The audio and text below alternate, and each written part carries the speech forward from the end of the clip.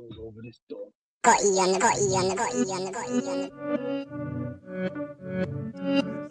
Sound to your mind.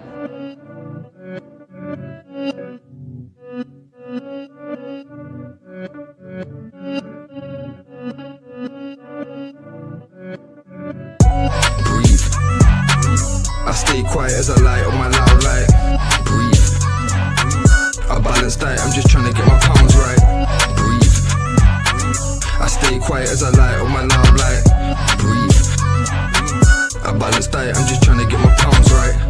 Shouts all on my team, I need more than a mattress support. In my dreams, could grab a few Zeds like I'm falling asleep, but I don't wanna wake for the morning. Grief, breathe. Tears drop to the form in the sea. A broke heart, but it's worn in my sleeve. Never listened, I was warned in my teens, but I still skip school, I was taught in the streets.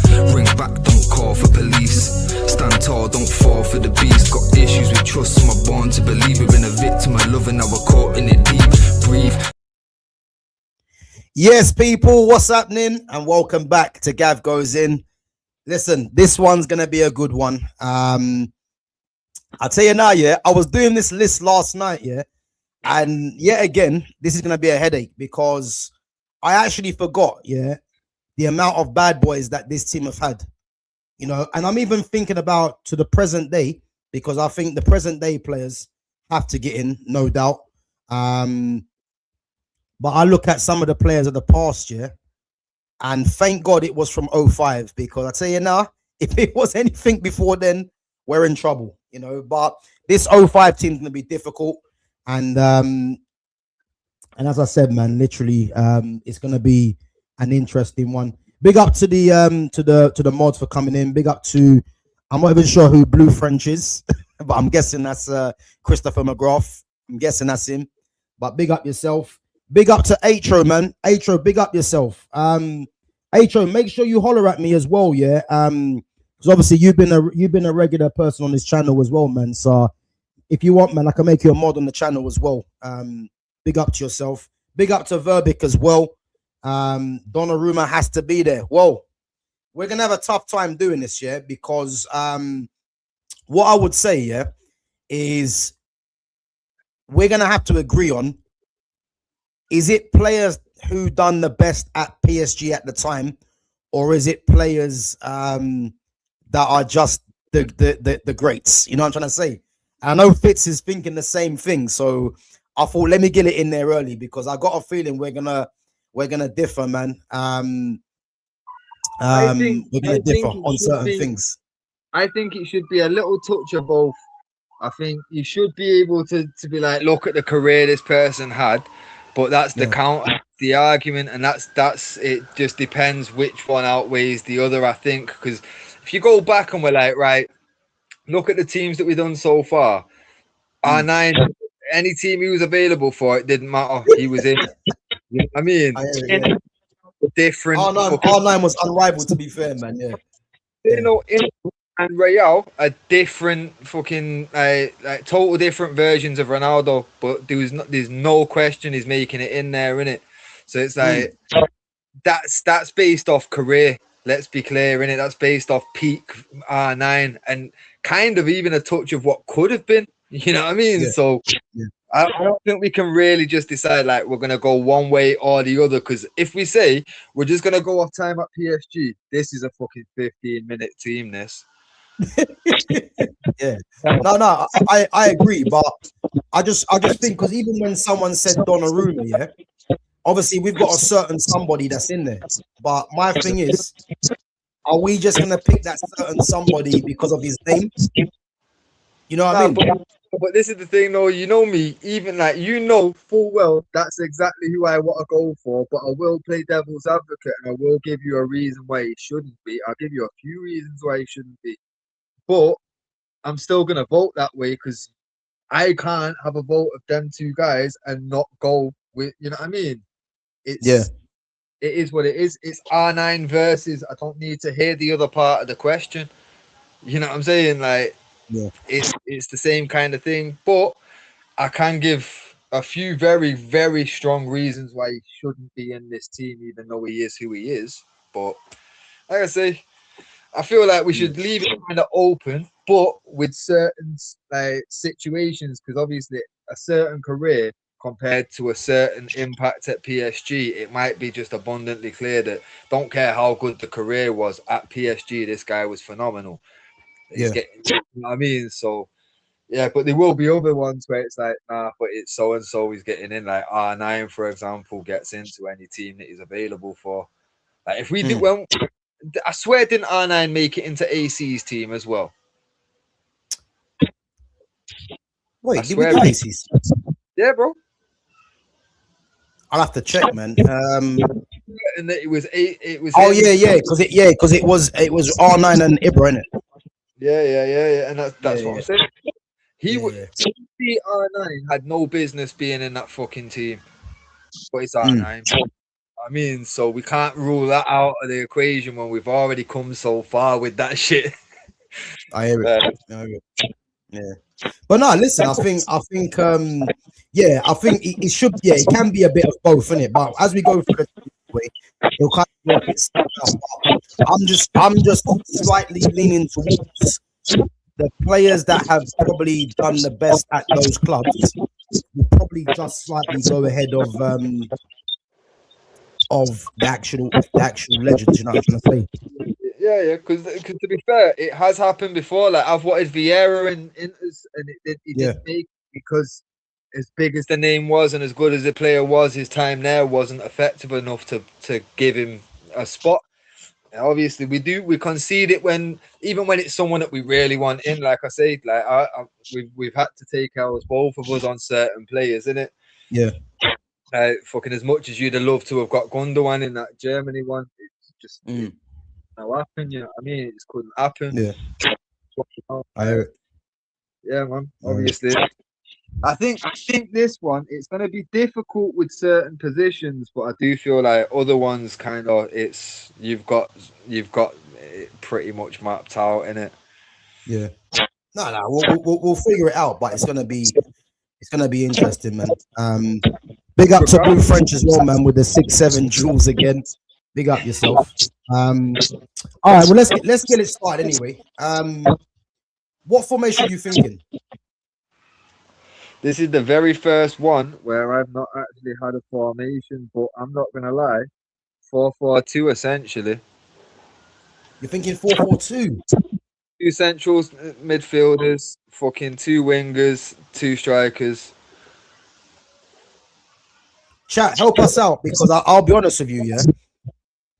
Part of me is thinking 4-4-2-3-1 in it. If you want to get a 10 instead of an extra. Yeah, I'm thinking 2 10s and 1 striker.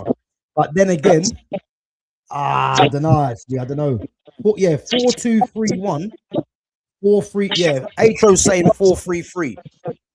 I'm thinking 4-3-3, 4-2-3-1. I'm definitely not thinking 2 strikers.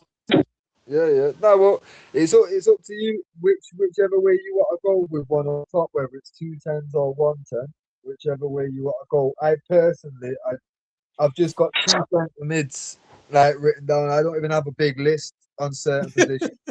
Centre mids, and they both should get in this I've got a lot of worthy mentions. That's why. So that's what I'm saying. I know there's a lot of worthy mentions, but for me, with the I've got written down, I'm wasting it. That's all I'm doing. Well, but Verbic reckons 4-4-2. Atro reckons 4-3-3. I'm more leaning towards 4-3-3, but then I don't know how this is gonna work. You know, it's gonna be a headache. You know what? I'm gonna say 4-2-3-1. I'm gonna say I'm thinking 4-2-3-1. Yeah, well, I tell you the truth. Normally on these, on the top of the page, I will have a formation like in mind, innit? Like on every team, I've got a formation apart from these 4 French ones. Yeah. I just like I say, 2 centre mids that I can see fitting for. I can see 2 wingers that need to be in this. I've got 2 strikers down that realistically there's one that's favourite, but the other one I'd like to get in there if possible. I Yeah. don't actually put any tens down. This is what I'm thinking. Like, what tens have you got down? The fact that you Nah, listen, let's not do that. Come on, let's not do that. You know exactly who we got in there. I've got a Let's. feeling. I won't ruin it. I won't ruin it. But No. yeah, they've got players in there that are a shoo-in for me. But The two that you're thinking of going in the 10, I probably got down for wide. I'm not gonna lie. I knew you would. I knew you would. Football Karma saying 4-3-1-2. 4-3-1-2. Nah, I can't have a 4-3-1-2, man. No, because then you know one of them tens or wingers are gonna miss out in that one. We definitely either need wings or we need two tens. I can go with no wings, and if we're having two tens, because them two wings that I've got in mind are just moving in. You get me? Like it's like we're. But Well, the thing is, Fitz, you know it is, yeah. The way that I'm looking at it, yeah, the strikers don't outweigh the wingers or the tens for me. That's why I'm picking one striker. No, I hear it. But that's what I'm saying. For me, You know? over the tens that I've put on the wings, like I have got a few names. I've got 4 other names written down. 3 of them are on the right, 1 of them's on the left. Yeah, and it's like realistically over the tens on the wing, I'm not taking any of them. And as long as I've got the two that I've got in mind playing as a 10, don't even need wings at that point. You know what I mean? Like, because they are my plan for the wings. Okay.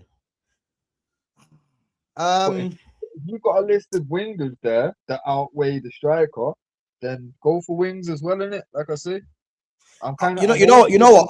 I'm gonna go with the 4-2-3-1. I'm gonna go 4-2-3-1 because I think everyone's putting in different formations. Yeah, I'm thinking 4-2-3-1. But if it comes to a point, where we might change the formation midway, like I'm open to that as well, innit? But I'm gonna go 4-2-3-1. Spare me 1 minute, and then we'll get on to our list.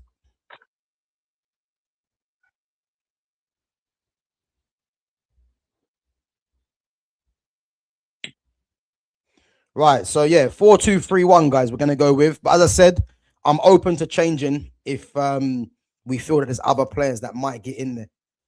Right, let's go on to it. Yeah, so I mean, I've put down 4 keepers. Yeah, but to be honest with you, there's 2 of them that it's gonna be between.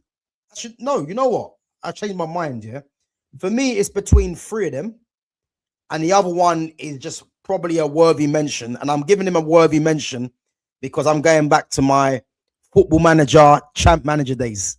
Yeah. And that is Mikel Landriel. Mikel Landriel was one of the first keepers, back in the day that I used to sign on champ manager. So that's why he's in there in the list. Again, he's not going to make it, and it's going to be between, as we know, Gianluigi Donnarumma, Keylor Navas, and Gianluigi Buffon. Yeah. You're not putting gone. Magnan in there as well, however you pronounce it. Mike Maignan when at PSG. Yes, he was. When? Google it. Nah, no way. There's no way I would have missed this. Google it. You definitely. I'm gonna do it right now. There's no way Mike Maignan was at PSG. Can't be. All right. Guys, give me 1 minute. He's got a fact check Fitz.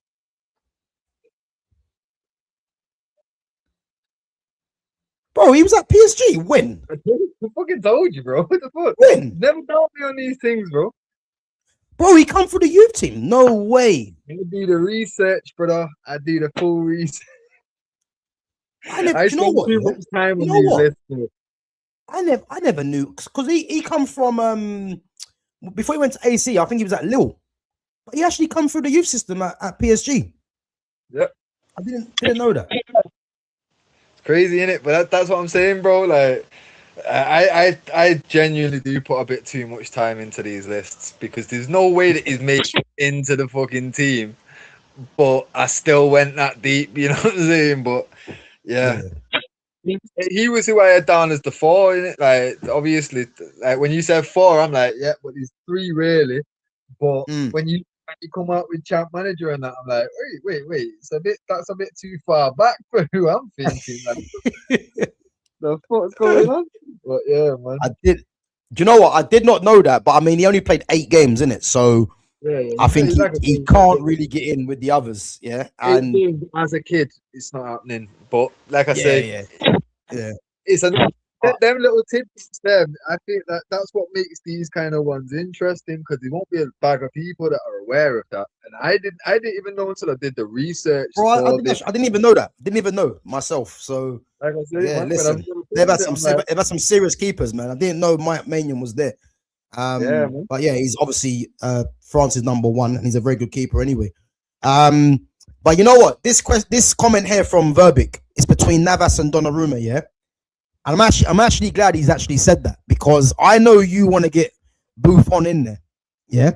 But I'm purely gonna say it's between Navas and Donnarumma because although Buffon is a great and he's one of the best keepers to ever play the game, I don't think we can put him in based on how like he was only at PSG for what was it, a season? He was there for?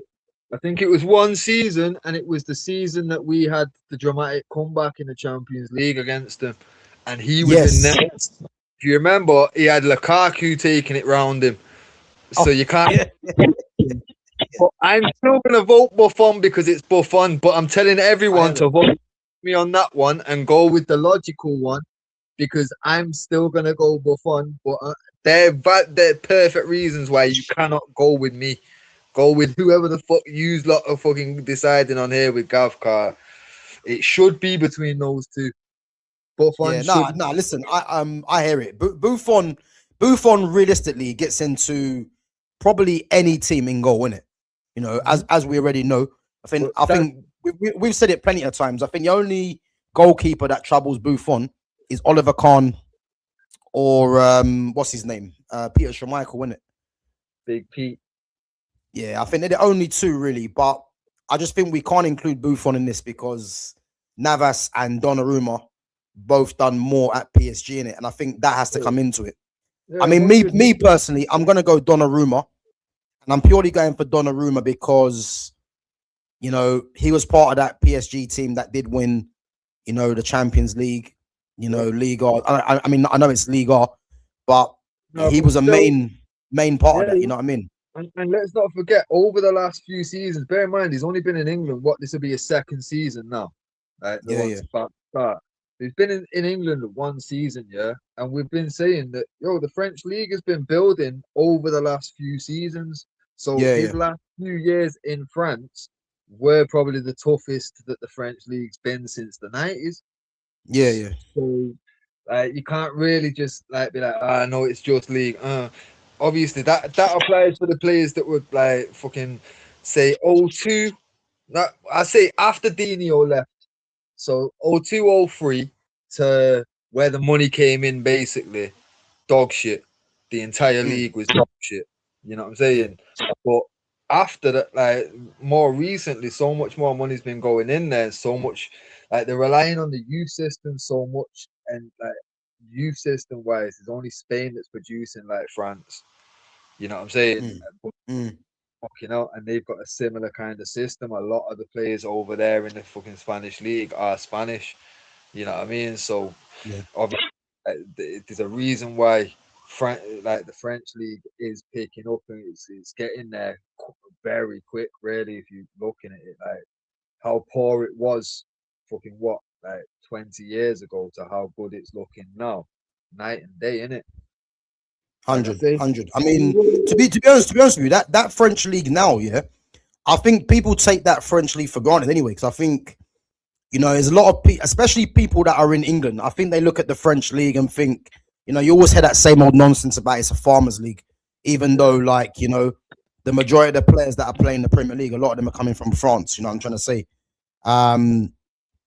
So yeah, man, I think we're all agreeing that it's gonna be Donnarumma in goal. You know what I mean? And you know what's funny, yeah? Big up to Crawley. So he's already put his team in there, yeah, and it's not a bad team to be fair, but let's not jump the gun in it because we need to try and see I'm not going to show it on screen because I don't want everyone to see it. But I mean, you might see it in the chat anyway. But I think, yeah, let's not jump the gun, innit? Let's just start off each position because I'm pretty sure, yeah, there's going to be a few positions where people might be surprised, innit? You know. Yeah. But listen, let's move on. But yeah, Donnarumma's in there. Obviously, Buffon was obviously one of the greatest, but I mean, has to. My vote Has still to has knock to technically to Buffon just because, like, he is. If R9 gets that treatment as striker, that's the first player that comes to mind of who else should get that treatment. 100%. Yeah, I agree. I agree. Yeah. For that reason, I can't constantly go R9 and then not go Yeah. Buffon. So it's like I think Buffon and R9, they're basically the goalkeeper and striker that gets into anyone's team. But if we're gonna apply the logic of they've only done it for like a season or whatever, it could be for both of them anyway. You know what I mean? If we just said this is just off the player, don't care how long they've been at the could have been there for 2 weeks, gone out on loan and never played an actual game. I don't care as long as they were signed and that's that player they're getting in. Like 100%. I'll be in, but because it needs to be a little balance of both. You can afford to have those ones, but again, Buffon the season before he retired, fucking probably the worst season he ever had. You know what I mean? Like, didn't like the same player anymore. Like I say, bro, Lukaku took it round him, left him, just sorting it away. Like, bro, I think when Lukaku's doing that, man, it's time to hang up your boots. You know what I mean? Exactly, bro. Exactly. So, He stayed a few months too long, bro. Like, but like I said, it was probably his idea was it's one big last year of fucking big wages. Fucking why not? You know what I mean? That's my retirement. You know what I'm saying? But yeah, I hear it. All right, well, let's move on to the fullbacks. Yeah, I think the fullbacks are going to be. Guys, am I echoing? By the way, am I echoing? What to me? No, I can hear noise in the background. It's mad. Let me come out and come back in and see if it's me. 1 minute. Yeah. Oh yeah. To be fair though, the fullbacks now should be fairly simple, guys. Because I do feel like we're going to be leaning towards more recent than names on this one as well, innit? Quite it's hard to argue against them, but I think Gav's definitely going to try and throw a spanner in the works. You back, bro? Yeah. I think it might be on your side, you know, so I can hear like just little crackling noises. It might be because it's obviously just coming through the speaker, and it's not like in a head. Oh, okay. Yeah, it must be that. Yeah, it's gone anyway. Oh, okay. Yeah, it's gone. I just turn my thing down a little bit so it's not as loud in it. So hopefully it'll be all right. Cool. All right. Well, listen. Let's go through these fullbacks, yeah, because I think this might be probably the easiest position to do. Now, I've got worthy mentions in it. Thomas Meunier, Serge Aurier, Gregory Van der Ville, if you remember him, Alessandro Florenzi, and as much as I would love to put in Dani Alves, I think we're all in agreement that is going to be Achraf Hakimi. Fitz, how high do you rate Hakimi? Yo, I rate him very high. I've said it on stream with you before. Like, for me, when you talk about the greatest right backs of the game, for me, I'm starting with Cafu because before Cafu and Carlos, fullbacks were fucking. They were the least technical, the worst players basically on the team were fullbacks essentially, innit? Yeah. But after Carlos and Cafu, the level changed and everyone realised that those positions have been getting wasted for years. So after that, that's where them positions come to life for me. And right back, you've literally got Cafu, then Alves, and then for me, the successor of Alves has been Hakimi, and that's like I say, to put him next in line against those, that's the highest praise that a right back can get. I'm not gonna lie. To be honest with you, yeah, I think that's that's how I kind of look at him as well. So I think if you look at Hakimi, I think Cafu, Dani Alves, and then people might say Maicon. You know, there might even be shouts to put in the likes of a Carl Walker in there as well. But I mean, for me, Reece James and him, I've always said the two best right backs in the game right now, isn't it? And I think people might say Maicon as well. And I actually think if I'm looking at Maicon, Maicon would have had a chance, but after, like, because you can have a player do what Bale did to you if you bounce back. He never really bounced back. It's like that took his confidence. You know what I mean? He's gained confidence just coming up against him now. So it's like, when you look at Cafu from like the age of, I think it was like 21, 22, he ended up moving from Brazil. And then from there, he's one of the best right backs, if not the best right back in the world. You know what I mean? And was for a long period, basically until the decline came. And now the decline's coming, and the takeover was Alves. Yeah, now when Alves' decline started coming, Hakimi was still fucking in the youth system and that, you know what I mean? So it's not really like, it wasn't the perfect transition. That's why people will try to fill that gap with a Kyle Walker or a Maicon. But for me, Kyle Walker was one of the best right backs in England. Definitely the best right back England produced fucking for a long, long time at least. But he can't get into that conversation. When you're talking Cafu, Alves, and Hakimi, and you're trying to put someone between Hakimi and Alves, Kyle Walker.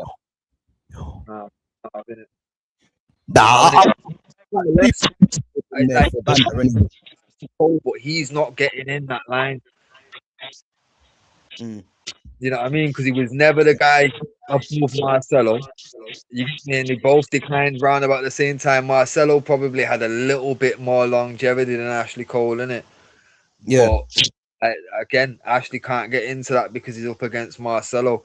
Then after that, it's like trying to say, oh, well, fucking hell. Just fill in the gap because there was no one. Nah, fuck that. We're talking the best of generations. Like, Kyle Walker, there's been players like that. There's no one out there than like Cafu or Alves. You know what I mean? Like, it's different levels, isn't it? But for me, Hakimi, hands down. I genuinely did think that you was gonna throw the spanner in with Alves because I know how much you rate him. And like I say, listen, even I would say Alves couldn't be in the head of Hakimi, man. Couldn't. But listen, Hakimi's definitely definitely. Guys, just quickly, is my mic messing up? Is it my mic? I'm hearing you fine. I don't know what's going on. So I think Verbic's saying it's my mic. My mic seems to be working fine. My mic's still poor, apparently. Let me just check something. One sec.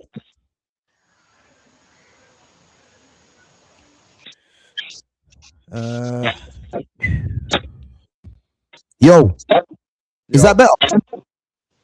Still sounds the same to me. It sounded fine initially though, but because I can hear it from my end, innit? Yeah, it seems to have stopped now. Yeah, it's stopped now. So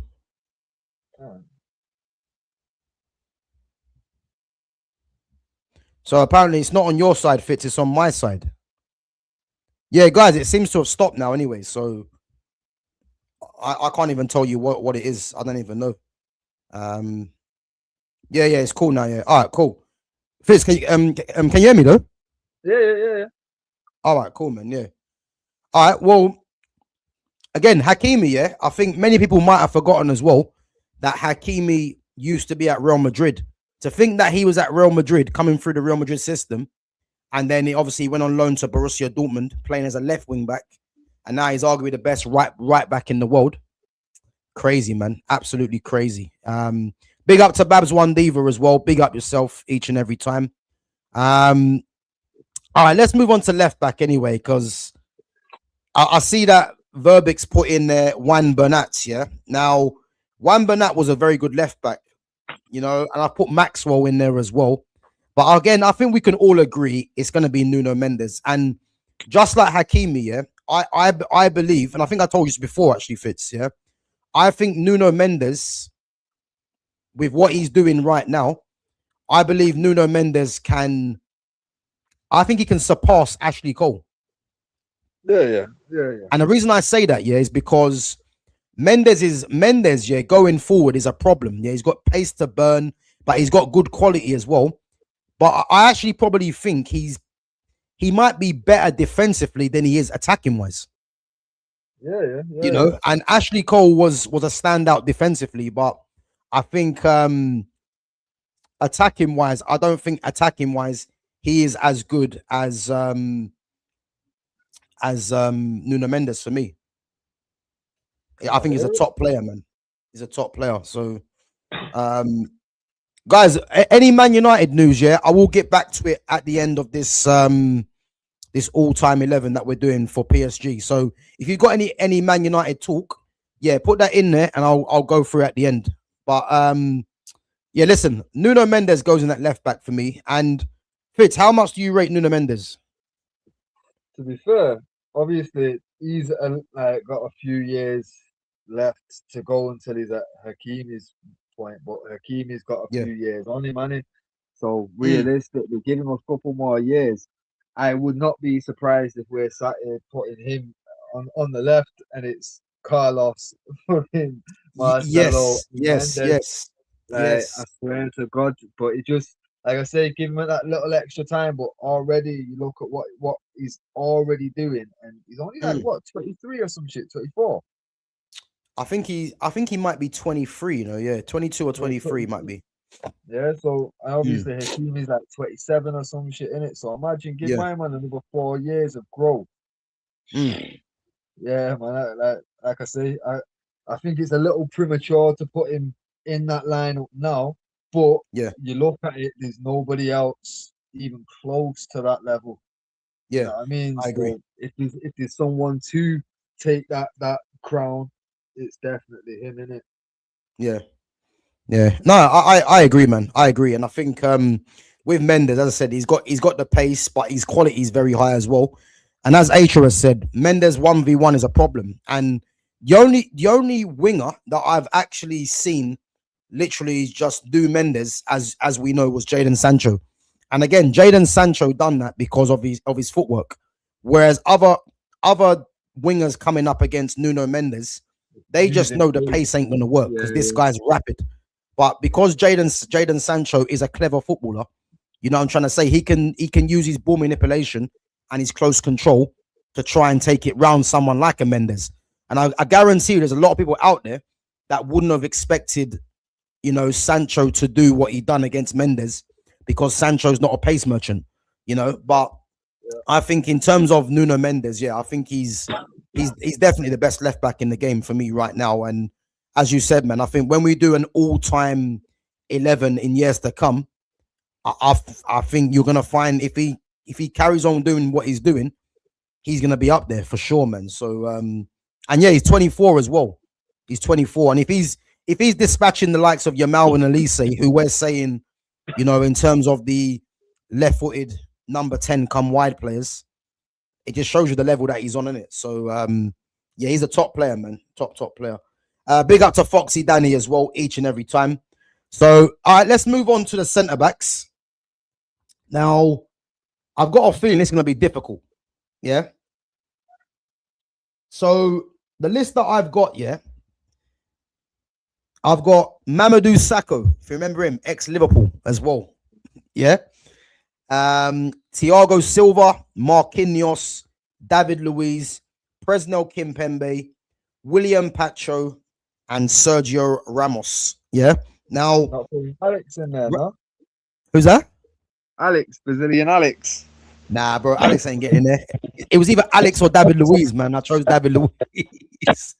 Yeah. Nah, forget Alex, man. We're not doing that today, you know. Someone's already said Silva and Armand as well. Taking up this Silva and Armand. So for me, it's Silva and Ramos, and I know that that might be a little bit too quick to rule out Marquinhos, Yeah. but we've had this discussion recently. Silva at one time was the best centre back in the world, and Ramos won everything. It's hard to go against them, So unless you yeah, like. I think go on, go on. this is the one where legacy overtakes what they've done at the club.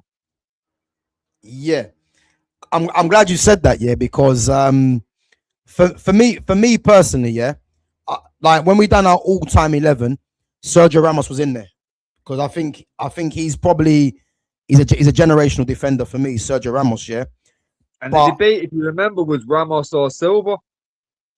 yeah, yeah, it was. So But the it'd be only thing hard I'm to not thinking though, pick yeah, them. the only thing I'm thinking though, yeah, is that we're getting mad names. We're getting Kimpembe and Silva.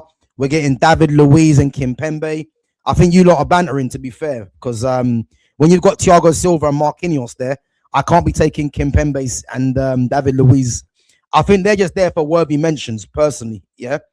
Verbic is saying Marquinhos and Thiago Silva. I'm gonna throw a spanner in the works, yeah, because I don't think Ramos can get in there. Yeah, because as I said, Ramos is one of the best defenders ever, in my opinion.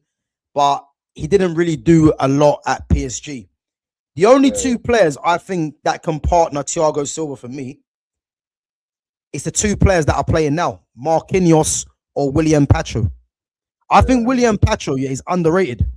And what I like is the left-footed centre back, that adds that balance. Yeah, I know everyone's gonna go with Marquinhos, and I can't really complain.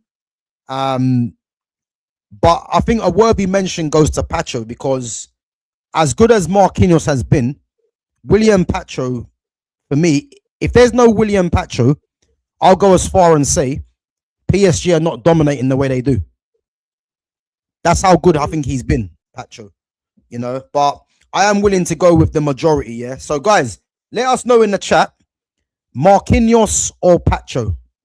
And don't There's no forget David Luiz, that no Pacho's Kimpembe. another one that's only young as well, man. He's only like 23 or 4 or some shit, isn't it? Yeah. That's what I'm saying, man. Like, fucking still so much room to grow on that kid. You know what I mean? Like, as a Mm, defender as well as centre back, bro, peak centre back. He's yeah. got like fucking 6, 7 years. You know what I I'm mean? telling you, Before he man. even reaches his prime years as a centre back. So Yeah. yeah, he's And to ridiculous. be honest with you, he's a crucial defender for PSG. I think everyone talks about Marquinhos, but Pacho is important because Pacho offers the physicality. He's got the pace as well. He's aggressive in the tackle as well. So But and you he know can what? play. So We've said this about a few players, and I want to throw him in the same category as like the Andy Coles and all these.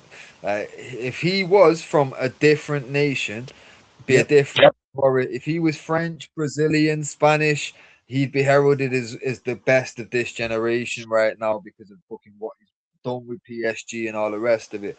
But because he's like Colombian or some shit, innit? he's Ecuadorian. Ecuadorian. S- Same level of nation, though. You know what I'm saying? Like they're Mm, not trying to champion someone from such a small nation because you know how they love the PR. They love to have the big stars in the big nations because they win things. It's like someone like a Haaland throws a spanner in the works because it's like fucking you got the best number 9 out there, but my man's not winning shit for his country because it's just not the same level. You know what I mean? yeah, It's just like that fucks shit up for them. That's why they want to fucking switch people's attention. Like, don't look at him. Look at Messi and fucking Mbappe going crazy with this score shit. Don't look over at Haaland. Ignore that. Ignore that. That's gonna ask too many questions there, innit? But yeah, mm, man. Messi, look at look at the shit Mbappe is doing. Like, bro, fuck that. Like, I'm paying way too much fucking attention to the big players, and I'm like, yo, if yeah, you was to do an all-time 11 or an 11 from the same parameters 95 to present day of teams outside of those 10 nations that we did, I reckon we could put together a team that could beat that. yeah. That's I right. hear it. France, Spain, Brazil, England, Holland, Belgium, like hot, oh, bro, Germany, the lot, like, yeah, ridiculous. But I reckon if we could find players from all them, like you get a Modric in there, you get a fucking Vidic in there, you know, bro, we could put Yeah. together and fucking at least bring it to that other one. And it doesn't make sense when you look at the nations, Mm. but obviously the media want to fucking like, oh yeah, look at the big nations and look at the stars playing for them, bro. Like that Pacho goes under the rug simply because Hundred. You know, he's a very good defender, man. And as you said, I think if he was a bit more known, I think people would put more respect. But again, he gets the respect from PSG and from from people in the French league anyway, because he's a very good defender. So as I said, I'm happy to go with him or Marquinhos, but I feel that Marquinhos will get it because Marquinhos has been doing it for longer and is relatively more known as well, isn't it? So I'm happy to go with Marquinhos. Yeah, you put Verbic me saying on. Marquinhos. Don't forget, bro, Gav, you put me onto this fact. Marquinhos was the first fucking buy with the new money. He was, bro. He was from There, Roma. he's been there, first one in, and he's still there now. For that reason alone, he needs to be in this team, really. Yeah, I think again it shows how good he is. Yeah. You But know, that's what I'm saying. Me, I was willing to say, you know what, Ramos, what he taking the peak Ramos, fuck it, we've got to bang him in. But yeah. if you take Ramos out for Marquinhos, like I'm not gonna complain. It makes a lot of sense. Yeah, it does. Because if you remember as well, yeah, United were linked to Marquinhos when he was at Roma before he went PSG. Because I think Yeah. it was United and a few other teams that were linked to getting him. And then when PSG had that new project, that's how Marquinhos became one of the first ones. So, and he's been there ever since, man. And as I said, he's seen the failures, and now he's reaping the benefits, man, of all that in it. So, guys, just quickly, yeah, I've just banned someone trying to impersonate Atro in it. So, again, if he does come back here, I'm pretty sure he won't. But if there's someone trying to make an account of Atro, mods, if you see it, it should be Atro to Neighbors 1. So he's trying to impersonate him. So I've just removed him. So if he comes back, then yeah, just make sure. Yeah, big up, man. Big up yourself. I just clocked it just now. There's some weird people out here, as we know, innit? Bro, this world is getting weirder by the fucking minute. Bro, I'm used to it, man. I'm used to this world. Like, I'm just trying to navigate my way through it because we live in some odd times, man. There's people out there that want to impersonate, and it's like what are we doing there, man? Just go and find something to do, man. If you're that bored, you know what I mean? Impersonating other people is odd behavior, But listen, we're not gonna let it derail us, so we'll just carry on, innit? All right, let's move on. Let's move on to the midfield. Yeah. Now, you guys denied me last time, yeah, and I'm just saying to you guys right now, I'm putting his name in there because I will not be denied. Yeah, and that is this guy right here. I'm not having this guy missing out, yeah, because he's another midfielder, yeah, that for me. Wait, why is he not in this? Is he not in this at all then? 1 second. He might not be as Marco, it might be a real name. Like Marco's probably a nickname, innit? Yeah, I think. Wait, is he actually retired already? Yeah, I think he's retired. Yeah. All right. Well, yeah. Listen, Marco Verratti, man. Do you know what? Do you know what's annoying? Yeah, with Marco Verratti is that when you actually think about it, yeah, he wasn't part. Saudi. He's what? Sorry. He's playing in Saudi. He's playing in Saudi. Yeah. His last name is Cavaliere. So Cavaliere. His full name is Marco. Let me see. Cavaliere. Well, let me see if I can find it. 1 minute. Caballeri, yeah. Oh, that might be another one because it's got Omri next to it. Omri. It's odd how he's not in this though. Try Omri first because it's shorter. One sec. So what? Just type in M for Manchester. Yeah.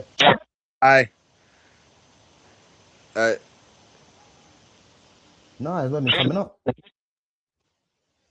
It's odd, isn't it? That's odd. Can you see my screen? One sec. Oh yeah. Yeah, I think he's. I just think he's not in. I just think he's not in this in general. Mad. It's cool anyway. It's cool. We all know who he is. I'm just odd that they've. Yeah. Like I said, he's only 33 and playing in Saudi. I don't know why he's not in the game. Yeah, it's odd. It's odd. But listen, we all know who Marco Verratti is anyway, and You can get your honourable mentions out now, but Makalele is the other one. Listen, let's not jump the gun, yeah, because let's not jump the gun. Because I've got a feeling that you're going to be outvoted in that one, yeah. Bro, But voted on players like Makalele. I don't even call it a defensive midfielder. It's the Makalele role still to this day, bro. one sec, bro. These people keep coming in. Mods, if you see anyone that's trying to impersonate Atro, yeah, just ban them. They're trying to add on a number to his name, innit? Just ban them. I just banned another one. But sorry, bro. Go on. What are you saying? No, I'm just saying, fucking. I don't even call it a defensive midfielder or nothing. You get me? Like, he's gonna be the Makalele role. Like, if I'm saying what am I don't fucking designate numbers until it's 9 and 10. That's it. You get me? It's like, centre mid, Makalele role, centre back, full back. You get me? Wingers. But like I say, it's Makalele role, bro, for a reason. I hear it, yeah. But you know what? Sorry, just going back to Verratti before we get the other player in, yeah.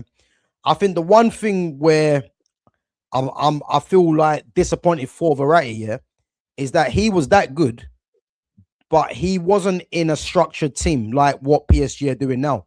You know, he was tasked with being the playmaker from deep, the ball winner for PSG when you had the likes of Messi, Neymar, Mbappe doing their thing, innit? And if you look at PSG right now, they've got a structured team and they're winning all these Champions Leagues, etc. But that should have been Verratti. But Verratti, in a sense, just came in the wrong time for what PSG are doing now. You know, but Verratti was a top player, man. One of my favorite players to watch, you know. I would go as far and say this, yeah, with Verratti. And again, I'm not comparing the two players, but in terms of what he did for PSG and for Italy, he's the closest to me to Pirlo. And he's a Pirlo, but he's more mobile than Pirlo. That's the way that I kind of looked at him.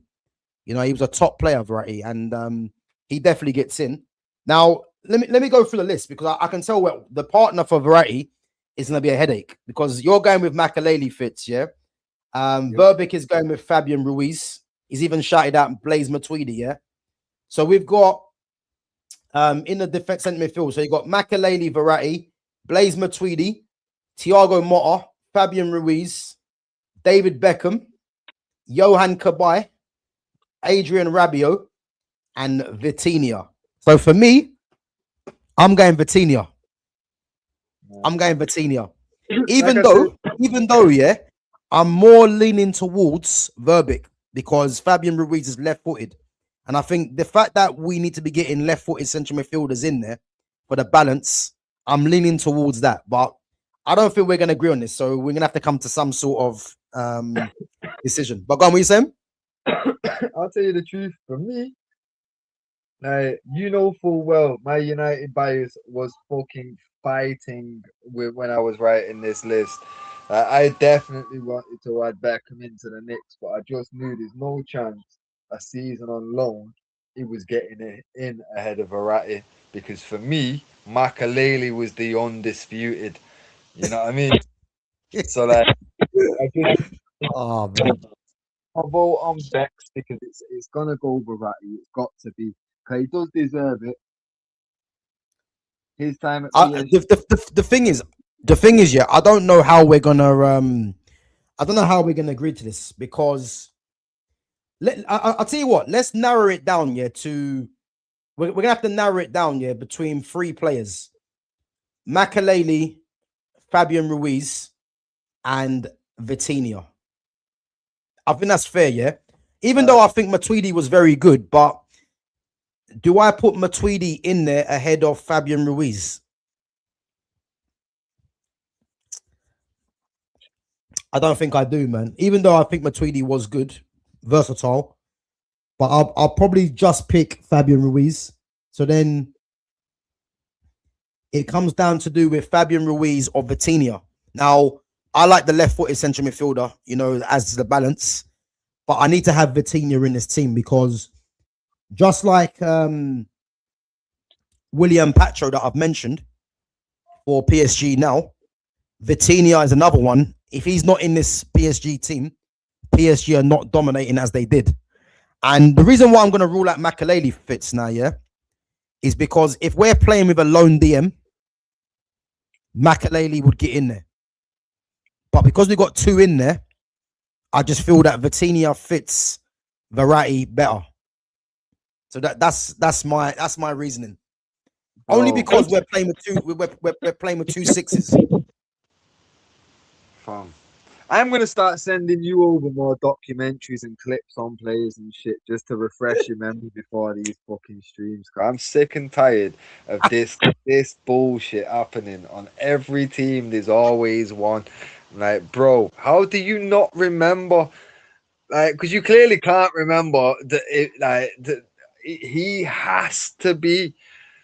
Like, bro, he changed football. He changed the midfield. If it weren't for Makaleli, a midfield three wouldn't even exist, bro. I hear it, bro. I hear it. But listen, Makaleli at Real Madrid, you know, we know Zidane was saying, you know, who's the most important player? He said Makaleli. I hear all that. He went to Chelsea. He was one of the main reasons why the Chelsea dynasty started. I hear it, yeah. I just can't leave out Vitinha. Bro, I can't leave out Vitinha, though. Bro, Vitinha's a kid, bro. Makaleli's whole career, what he was able to fucking achieve and how good he was and what, like, the impact on football. This is a Ronaldinho shout, brother. Like, nah, don't do that. Ronaldinho shout. Bro, this is a Dino shout in the fact of Dino changed the game. Oh, did you know? Yeah? Like, this is that. It's like the Cafu Carlos thing. Their man changed the game. They changed the position totally. With Dino, it wasn't so much the position. At first, it was the style of play. That Joga Benito shit coming out proper. You get me? That beach football on grass was blowing people away. You get me? And then he took it from grass and put it in cages, and it just took off like a rocket.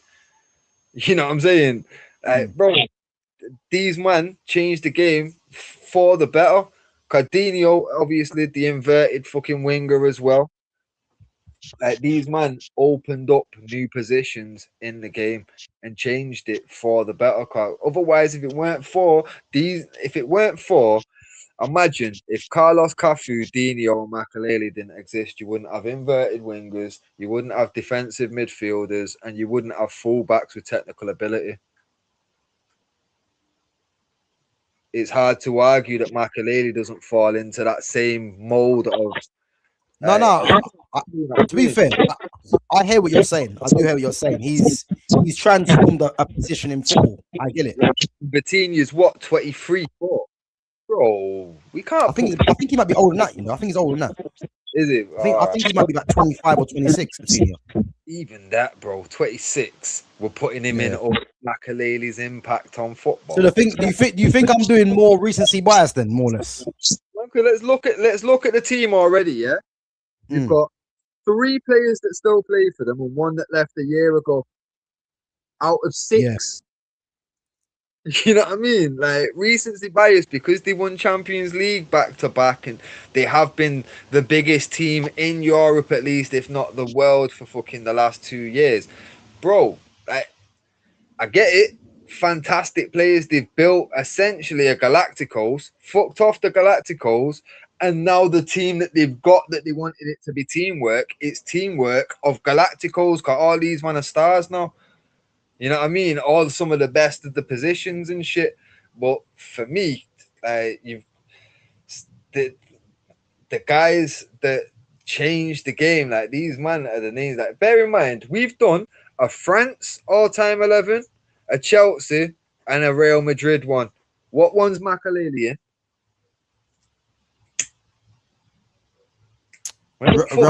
Give him some Real Madrid. He's not. No, we didn't put him in the France one, did we? We didn't put him in any squad. Yeah, we didn't actually. Yeah, but again, that's because we're not playing with a lone DM. I hear it, but that, like, for me, like, it's not like all he was just a fucking defense. Like, obviously, bear in mind, he was a central midfielder first. Yeah, and because his defensive qualities were so good, and they wanted to try and get another fucking like creative player on the pitch, and basically, bear in mind, Madrid Galacticos, what was the philosophy? Just get the bad boys on the pitch, they'll make it work. You get me? So they see it as an opportunity to, right, we're gonna fucking be able to juggle shit around and make some of the big names be able to fucking play some way, somehow, by putting him there. Bro, like I say, it changed the game and it created a whole new role for the rest of history. But it wasn't like he came through a youth system and was like, at 17, right, create a role or I'm going to be ineffective. Like, this guy was sick enough to be at Madrid, and then Madrid said, you're that good, you're creating your own role. You know what I mean? Just so you can fucking be our engine. Like, for me, that the level of that, like, bear in mind, Zidane was a 10. My man came, one of the best players in the world. You're going out on the left, mate. On left, yeah. They bought Beckham as a right midfielder, but Figo's out there too often, so you're going inside now. You know what I mean? Like, bro, he got fucking free reign. We're gonna give you your own role. We're gonna call it your role. Get me? That just tells you how good that guy was, bro. And like you say, everywhere he went, massively impactful, was the engine for the teams that he was in. And like I say, they ended up being successful, largely in part to the impact Makaleli had on the team. Like, to just rule him out, oh, we're not playing with one lone, like don't matter. You know what I mean? Like, you're telling me, realistically, if you had Prime Makaleli or Roy Keane, technical ability, no outside fucking bias or whatever, you're taking Makaleli to go next to Scholes. You just are, because Scholes is the one that's going to get forward. There's no defense. Yeah. So what you're trying to say, really, is that because Verratti offers what Vitinha does already, you need a Makaleli that can more or less hold the position next to him. In a sense. Makaleli will do. The thing is, I hear that, yeah, and I think Atro's made a good comment as well, yeah. He's saying that if I look at Verratti, I'll put it on the screen right now, yeah. If I look at Verratti, is your DM, I would want a CM there and then a CM, not a double DM. Hence, I see Makaleli and Verratti.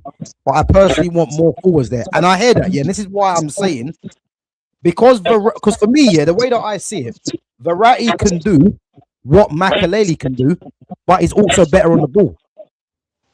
And that's why I'm ruling out Makaleli, because what's Makaleli going to offer different in a two that Verratti can't do?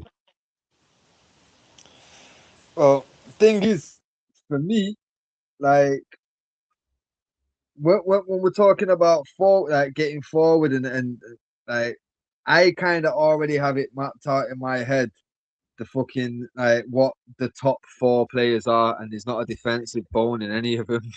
You know what I mean? So, like, we're gonna have. I might actually surprise you, though. I might actually surprise you with who I'm going with. All right. I've got it mapped out, so I might surprise you, but we'll see. We'll see. I think I know. If I can't get it in 2 guesses, then yeah, you baffled me, because The thing is, don't say it, though. Don't say it. No, I won't until we get there, innit? Well, all right. But yeah, it's like I had the front 4 was the easiest for me personally. to do. No, but this is what I'm saying. I know what people are saying about in a midfield too. You want more forwardness. I fully get it and understand it. But look at it like this, yeah. Them front Mm. four that haven't got any slots yet, they're going to be mad attacking players. Look at your fullbacks. Yes, they're very good fucking defensively, but they're going to be getting forward as much as possible. You know what I mean? Yeah, So yeah. for me, having that extra stability in the middle next to Verratti, like them man are holding it down. They're controlling that midfield between them. You know what I mean? And they can let guys fucking get forward and know that we've got cover. These man defensively pretty much flawless. You know what I mean? It's exactly Yeah. what you know. You've got two fullbacks that both want to get forward as much as possible.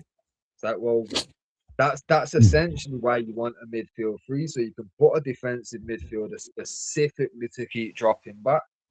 You know what I mean? But when we're talking like, look, this formation here, the front four ain't gonna move a fucking step backwards from where they're already placed. Yeah, they're not even. I doubt they're going into their own half unless they concede a corner.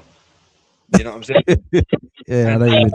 fullbacks that are fantastic going forward. You're not going to tell them, man, chill out because we've got an extra midfielder in.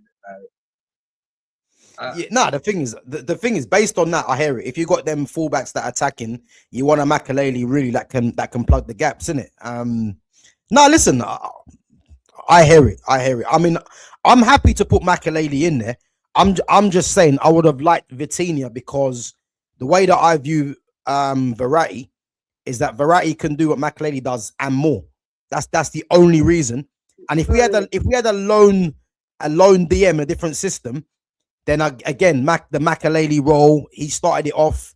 I think it's, you know what I mean? It's obvious that he does get in there. But No, but I do feel like you are being a little bit generous when you say he does everything that Makaleli does and more, because in a sense, like, yeah, he can pretty much match him on pretty much everything, but his defensive work for me is yeah, it's not matching, and it's definitely not. unrivaled there. I hear it.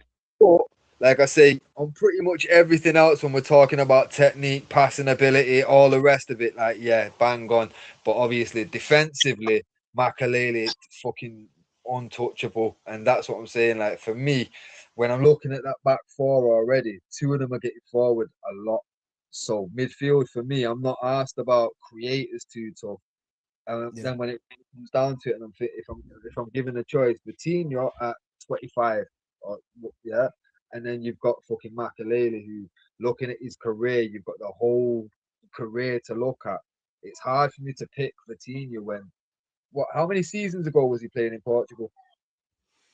No, it was at Wolves, wasn't he? Before, That's what I'm saying. He was at Portugal first, and he went to Wolves, he was and then at he went. Porto. Yeah, I think it was at Porto. You know, So I think work out. I think he's been at PSG for three or four seasons, He only did what, like 2 at Wolves, innit? something like that. Yeah, I can't remember. Yeah, And obviously they've done a little bit of time, even if it's just 2 years. Yeah, so say his career really only got kick-started 7 years back max. yeah, It's like, bro, I can't really put him up against Makaleli just yet. Mm. It can't really be done. But it's like, for example, if Buffon had more time, like, say if he'd have gone 2 or 3 seasons earlier, yeah, and still had a bit more time to impact the team, I don't think we could have gone with Donnarumma over Buffon, just for the fact of, like, it would have had some more impact. It wouldn't have just been one season yeah, where the decline was visible, because you would have still got 2 good seasons out of him, and it would have been a different story then. You know what I'm saying? Because you've got the whole of Buffon's career to look at with everything else that he's done at the club.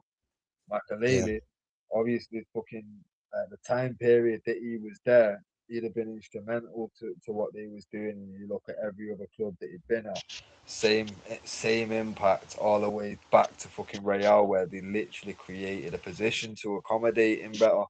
It's like, well, fucking hell, for me, you can't leave a player like that out of every. Because bear in mind, there's no other all-time 11s that he can fit into, because if he's not making it into these ones, he's not making it into before, bro. He's not getting in on academy shit. So No, but to be fair, I swear he made the Chelsea one. Nah.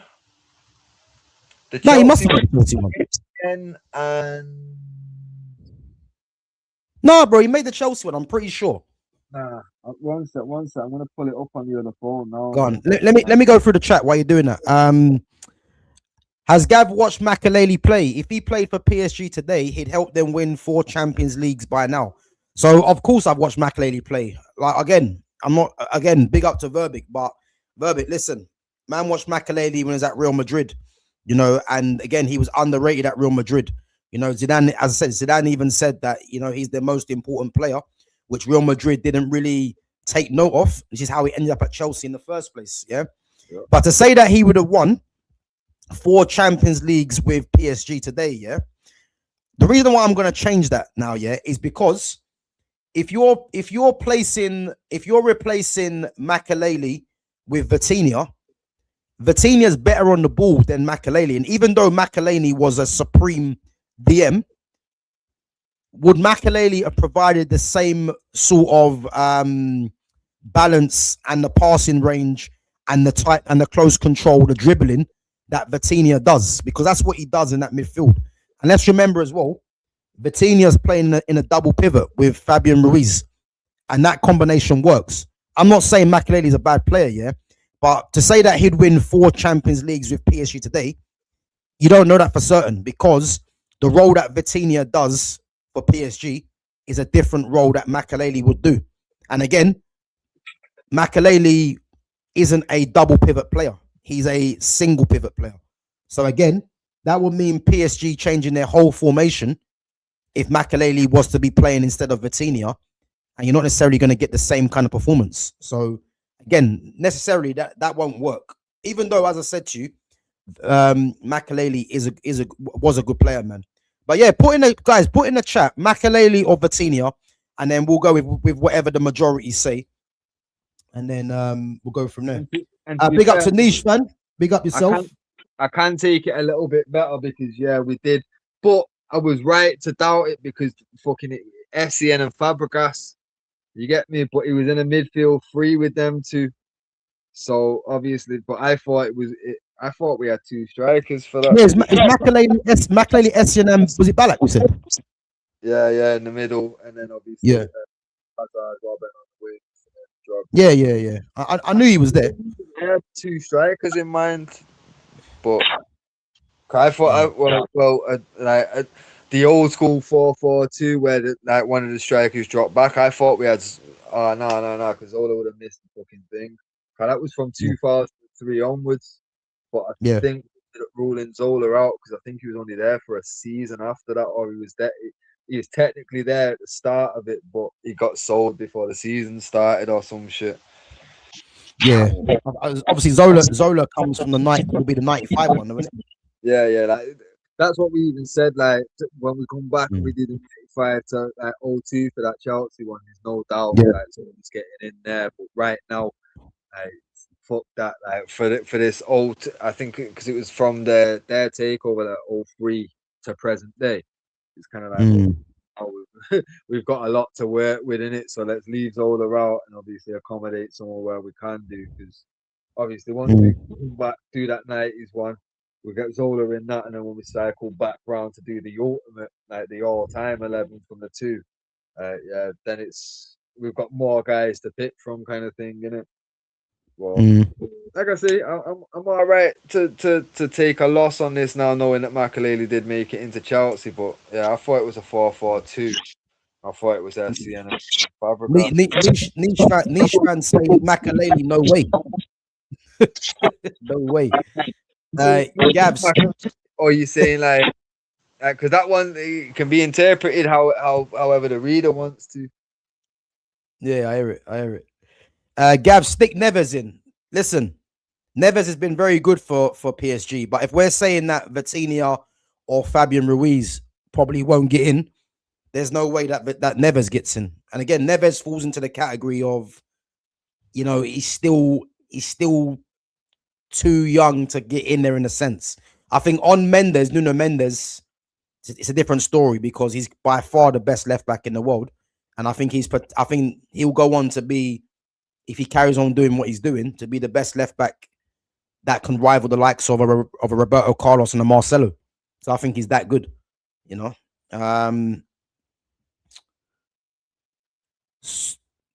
Guys, come on, what are we saying? Makelele or Vitinha? My preference would be Vitinha, but listen, if you guys want to go with Makelele, then I'm happy to go with that, and then we'll move on to the attack. Niche fan wants Neves. Guys, what are we saying? Vitinha or Makelele? I mean, Fabian Ruiz deserves to be in there, but do we put Fabian Ruiz ahead of Vitinha? I mean, Fabian Ruiz is very underrated as well. So let's see what the chat thinks. Chat, let us know, man. Vitinha or Makelele? So the problem with PSG was the coach. Makelele today would be 101% better than Vitinha. But again, to say that he'll be 101% better than Vitinha, yeah, you have to understand the role that Vitinha plays for PSG.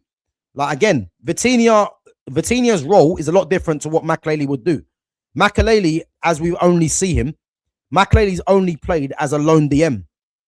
PSG don't play with a lone DM. They play with two double pivots. So my thing is, if you're going to say that Makelele will be 101% better than Vitinha, you're asking Makelele to do an entirely different role to what Vitinha does.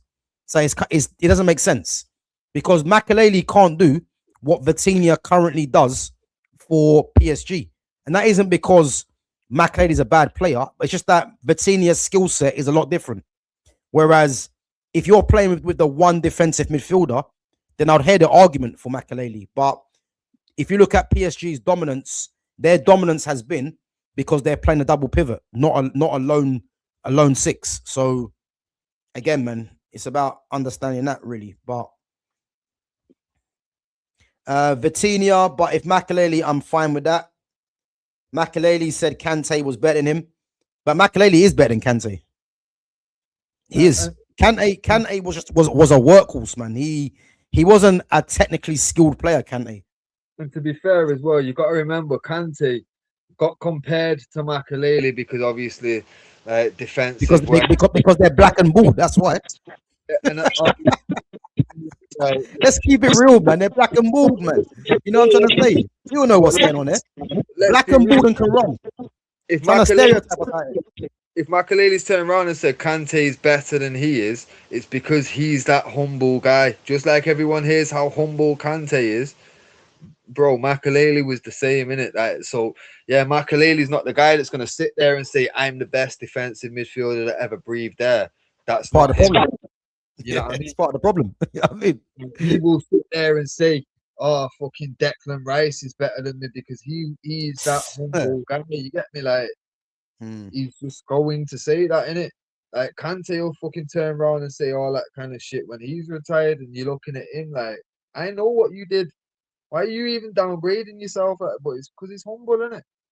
Yeah. End of the day, fucking hell. A lot of these footballers you hear them say some outrageous things. I don't take none of these pundits serious. And when because when they get asked about current day shit, they know this could impact my wages. Yeah, not got full income like that no more, so they have to be good boys for Sky Sports and all that shit there. You know what I mean? Like, yeah, we know it works. These lot only like Kante because apparently he drove a Mini Cooper. You know what I'm trying to say? This is the kind of rubbish, man. If man was driving like a Bentley like Mario Balotelli, you know what I'm trying to say? He would have soon been getting criticized. We all know that. Yep. You know, but listen, let's just put Makelele in there. I mean, personally, I would go with Vitinha, but listen, I'm happy to put Makelele in there. Yeah. Let's put him in there so we can just move this on and get to more pressing matters. Right, let's move on to the forward line. Now, I've got a feeling, yeah, this is gonna cause a bit of debate, yeah. So I've got wingers and 10s together. Yeah. Right, okay. So I've got worthy mentions. Javier Pastore. Remember Javier Pastore? What a footballer he was. but he don't get in. But he was a very good footballer.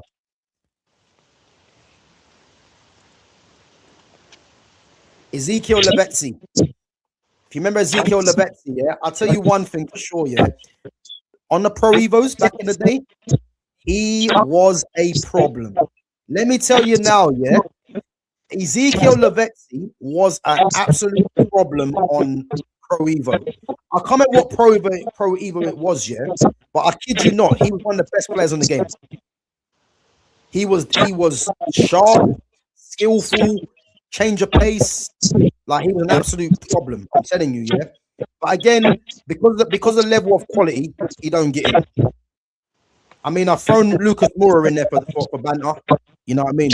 Like, he was shit. I can't even lie. When I first heard Lucas Moura, before I'd even seen him play, yeah, I thought, okay, this guy, he must be good. He's Brazilian. He weren't Brazilian. Just like Martinelli's not Brazilian. These guys are from Peru, sorry. I'm telling you, they are not Brazilian, these guys. So he's out of there. Julian Draxler, someone's mentioned. Again, was meant to be the wonder kid for German football. Again, good player, but doesn't get in. I put Hatem Ben Arfa. Again, Ben Arfa's a worthy mention because Ben Arfa's one of them players, yeah, that he's a street footballer, like Adel Taarabt. Like, these guys were so talented, but didn't have the careers that they should have had. Yeah, but I think we can all agree, yeah, those three positions there, which is going to be a 10 wingers, or if it's 10s out wide, is between Neymar, Messi, Di Maria, Ousmane Dembele. And again, I put Dembele out wide because he's not a striker, even though he's playing false nine. Kvaratskhelia, and I put Mbappe out there as well. Yeah. So I'm telling you this now, yeah. My three is gonna be, and Fitz, I think you know this anyway, yeah. My three is this: Lionel Messi on that right hand side, Neymar in the 10, Kvaratskhelia on the left. Argue with me. I'm waiting. I'm waiting. No space for Di Maria, no? Bro, Di Maria's not there because of Messi. That's the only reason. I hear it. Nah, listen, Verbic. Leo's there, man. Leo's on the right, man. Let's not do that. Could it not make more sense to go Di Maria on the right, Messi on the 10, Neymar on the left? I hear it, bro. But you know what? I think Kvaratskhelia has to get in there. Kvaratskhelia is... To think that football has dropped off so much, yeah, he's one of the players that are keeping it alive for me. I think he's that good. So, and the thing is, if I'm picking between Kvaratskhelia and Di Maria, I'm going to go Kvaratskhelia. I hear it. I know a lot might disagree, yeah, because I'm hearing Dembele, Kvaratskhelia, Mbappe, Neymar. I'm hearing Draxler, Cavani, Neymar, Mbappe. So Neymar's a constant, yeah. So Neymar's definitely there, which, to be fair, is not really a surprise. Well, go. Bro. This is the bit that those three is the bit where there's real debate. Let's just get the striker out of the way. Zlatan. All right, bro. I'm glad you said that, yeah, because I'm not even gonna say it. I'm just gonna put his name in, and I hope no one disagrees with this either, yeah. It doesn't matter. I already know that me and you agree on that, so that the vote they're not needed on that. But that lets people know that Mbappe is not going up top. Bro, Mbappe's not in this team. I don't care, man. He's not in this team. But that's what I'm saying. I'm seeing a lot of them 4 names coming up, and I know people are thinking that Mbappe is gonna go striker. So let's just rule that out from now, so man knows there's only 3 positions in contention here, not 4. Bro, before you do that, though, yeah, just answer this question for me, because I'm not going to answer it. Big up to Cavani, yeah, but listen. Yeah. I know exactly what Verbic's saying with that one, yeah, because, yeah, Cavani... Oh, I don't, I'll be honest, I don't. No, Cavani at PSG, like, he was very impactful for them, yeah, but, like, Nah, Zlatan's had impact everywhere he's gone, and I've played devil's advocate on this before and explained like, well, he's only ever gone to top teams, but at the same time, that's just a testament of the quality and the fact that he's able to walk into top teams and have an impact. Uh, Ridiculous. You know what I'm saying? He's absolutely ridiculous. And I love the fact that both of these men spent time at United. And whilst he was at United, I loved both of them. You get me? Like I can't knock either of them. Cavani was I liked him because he respected the club and he respected how things worked. And you know what I mean? Like he didn't cause any kind of problems. And he did pop up in a few moments, you know what I'm saying? But Zlatan, for me, his time at United sold me on this guy. Is yeah, he was the closest we had to a Cantona kind of character in football. Yep. You know, he had everything. He used class with what he could do with a ball, and it is what people will say is arrogance. Like his banter essentially, 'cause that's his sense of humor. If you being real about it, but like yeah, top tier, absolutely top tier. Like I say, still to this day, top three. For the time that he spent at United, for his chance to be in my top three of all time United chants, bro, it tells me I loved singing that motherfucker there. You get me? Like, Yeah. You know what? We're getting a bit of discourse in the group, yeah, because in the chat, Niche fan cannot believe, yeah, that Mbappe's not in there over Zlatan. You know what it is now, yeah. I Zlatan, think, bro, the thing is, yeah, I think people that put Mbappe in this team, yeah, it can only be recency bias. It can only be that. Listen, Cavani was a bad boy. Listen, Cavani was better at Napoli. If you remember Cavani at Napoli, yeah, with Marek Hamšík, Ezekiel Lavezzi, yeah, and Jose Callejon. If you remember that team, Napoli, yeah, Napoli were dangerous. I preferred Cavani then. When he went to PSG, don't get me wrong, Cavani was good, but there was no way Cavani was better than Ibra than what Ibra was at PSG. And not to forget, let's just look at Ibra's career. You know what I'm trying to say? So whether you want to do it on the career or what they done at PSG, there's no way Cavani gets in ahead of Ibrahimovic for me personally, yeah. And listen, we all know what Mbappe's done throughout his career so far. Yes, he gets goals. Yes, he's got pace. Yes, he's the all-time top scorer in the World Cup. Yes, he's won World Cups. I get all that, yeah. But I'm sorry, yeah. He cannot get in this team for me. He can't because of the quality. Because I prefer Kvaratskhelia on the wing to Mbappe. I I do. hear you. So I that hear just you. rules him out for Nah, me because he's not better than again, Ibra as a striker, and I prefer Kvaratskhelia. I'll be totally honest. I'd have no problems with no, like I said, to accommodate Di Maria on the right, like pushing Messi into the 10 and Neymar over onto the left.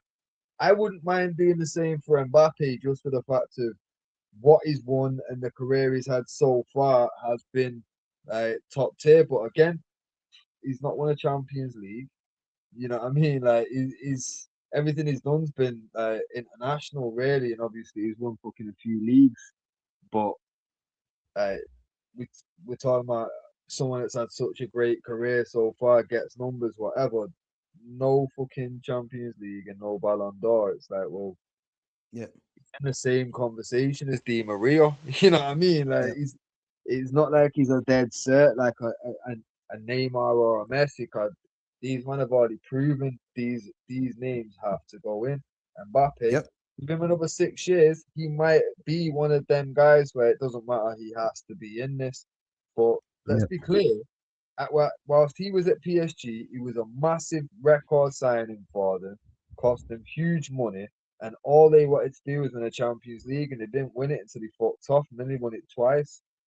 yep, So how impactful for PSG? Again, we've had this conversation, and people don't like to hear it about other players, so I won't name names, but players that put themselves ahead of the teams, their numbers or their GA or whatever. These men, yeah, they look great on paper, but look at what they did in that team and look at how the team works without them around. It's a different story. You know what I mean? And it Mm. becomes clear when you actually fucking look at it. And bro, you Like, know what? Yeah, that leads it on nicely. Yeah, to what I'm gonna say. Yeah, you see fans that get carried away with someone getting mad numbers. Yeah, you've clearly seen that a player getting numbers realistically doesn't mean anything apart from their own like self gratification, really. Because to think that Mbappe got numbers at PSG and they didn't win a Champions League, as soon as he's gone, they build a team, they win back to back Champions Leagues. Even if you want to look at Real Madrid, yeah, Vinicius Jr. was leading that team when Benzema went, and in terms of an um, attacking threat, Vinicius Jr. was the main attacker for Real Madrid. Now, Mbappe's came in as the bigger name on the most money, and although Mbappe for 2 seasons has got very good numbers for Real Madrid, someone tell me what Real Madrid have won since he's been there. I'll tell you, he's won nothing.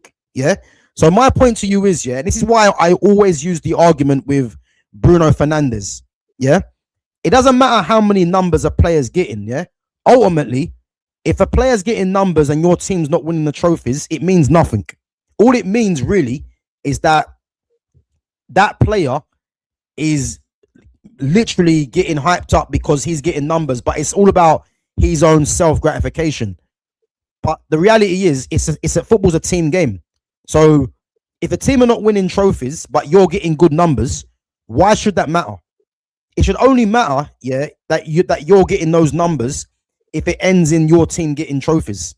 So yeah, Mbappe's clearly showed that he's scored goals wherever he's been, even when he broke through at Monaco, PSG, Real Madrid. This guy will always get goals. He'll always get numbers because the kind of game that football is now is very much suited to an Mbappe. Physicality, pace to burn, you know. But ultimately, again, I'm not saying that Real Madrid are never going to win anything, yeah, because they will win trophies. Don't get me wrong. But the evidence should be, as soon as Mbappe's gone to Real Madrid, do you think it's a surprise that they haven't won anything? It's not. bro. And But they were look at it winning like this, when Vinny Jr. was there. bro. Look at it like this, yeah. I've just had to Google it. My man, at the age of 18, signed for PSG, yeah, 2017. Yeah, so for 9 years, this guy has played at PSG and Real Madrid in within that time. Both teams, the only thing they really prioritize is the Champions League, and he's never won it. But his numbers are fantastic. But this is There the you go. thing, like clubs that he's at only care about Champions League. That's the biggest thing to Real Madrid, and it's been the biggest thing to PSG. You know what I mean? And within that Yep. nearly a decade, he's not been able to win it. And that to me says a lot. Like I say, he played every minute basically for France. But look, where he didn't turn up, Dembele did. Or fucking Barcola stepped in and did something. There was always someone doing something, a little moment there that just changed the game. And it was the quality in depth that they had, not Mbappe. Mbappe didn't carry them through it. Let's be clear, he fucking got a few goals here and there in the games where you expected him to get goals. You know what I Yep. mean? Like, it's not hard for him to get 2 goals when he's coming up against fucking. Look at the group stages they were in. You know what I mean? Like, look at some of Mm. the earlier games. You're not surprised that he's getting numbers, Yep. but I say, look at the quality around him and all that. If you put Mbappe into fucking like any other team other than Spain, any other team is not making any kind of difference. He's not going to raise them up to the level of France and Spain are. You know what I mean? Because Yep. he's not the guy. If anything, he's going to make them slip further. You know what I mean? Because they've not got the kind of quality around him to make up for his selfishness. And it's not a coincidence. Like, bro, my man started out on the wing and then switched into the center and just made it all about numbers, just like his idol. You know what I mean? So it makes sense. Like There you go. you can see his blueprint already in real time. He's gonna do exactly what his idol's done. He's Yep. trying to make the same kind of moves and all of it. It doesn't take much to fucking work out what his career is gonna be. But the joke is, Cristiano, by his age, had already won Champions League. Yeah. You know, a Ballon d'Or. Mm. You know what I mean? But Fitz again though, yeah. I'm not gonna say that Real like Mbappe is never gonna win a Champions League because Real Madrid have the money. Yeah, they have the money to put a team together. Obviously, Mourinho's in charge now as well for him to do that. But what I think what fans need to realize, yeah, and it's the same thing that I've said about. I've mentioned Bruno Fernandes. I mentioned Jude Bellingham as well in the World Cup. It's all well and good that these players get in numbers against the lesser team, but you can clearly see when it came against Argentina in the quarterfinal, or no, sorry, in the semi-final, Bellingham didn't show up. But then he gets a goal when he's fresh off the bench against tired legs in a meaningless game. You see what I'm trying to say to you? So for all these goals that the likes of Mbappe or Bellingham got in the World Cup, etc., it hasn't yielded in any trophies. And again, it needs to be looked at, yeah, that if a player's getting numbers, it's usually going to be to the detriment of the team.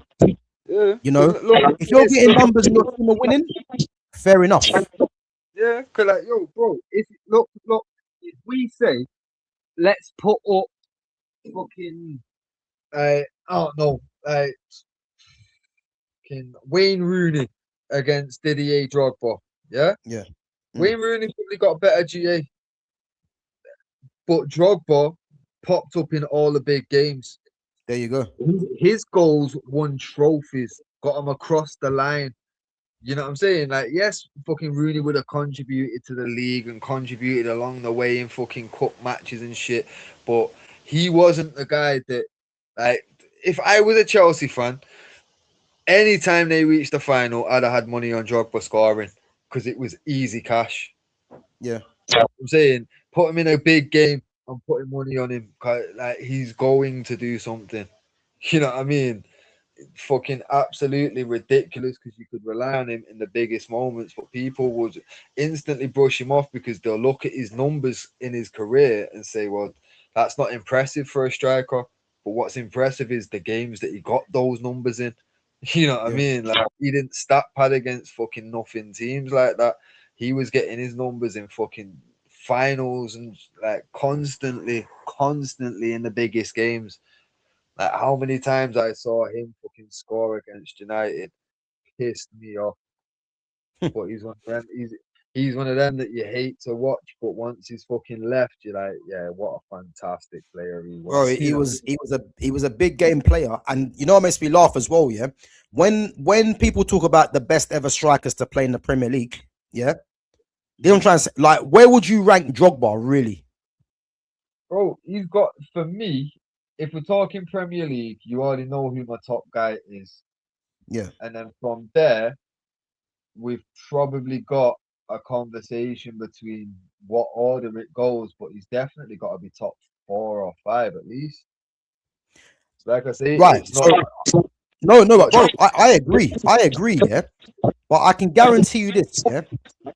If you was to ask the majority of fans in this country, yeah, or the ones that go by Sky Sports, I very much don't think they would have. Well, put it this way, they wouldn't have Drogba in the top 4. Yeah. They might not. You know what I'm trying to say? Yeah, he might not even be in the top 10. Because they're going to tell you Henry, they're going to tell you Aguero, they're going to tell you Alan Shearer, they're going to tell you Harry Kane. That's already 4 players. Yeah. But why is Drogba left out of that? And obviously, and they'll probably say Rooney as well, but even though we know Rooney was a 10, but they wouldn't put Drogba in the top 4.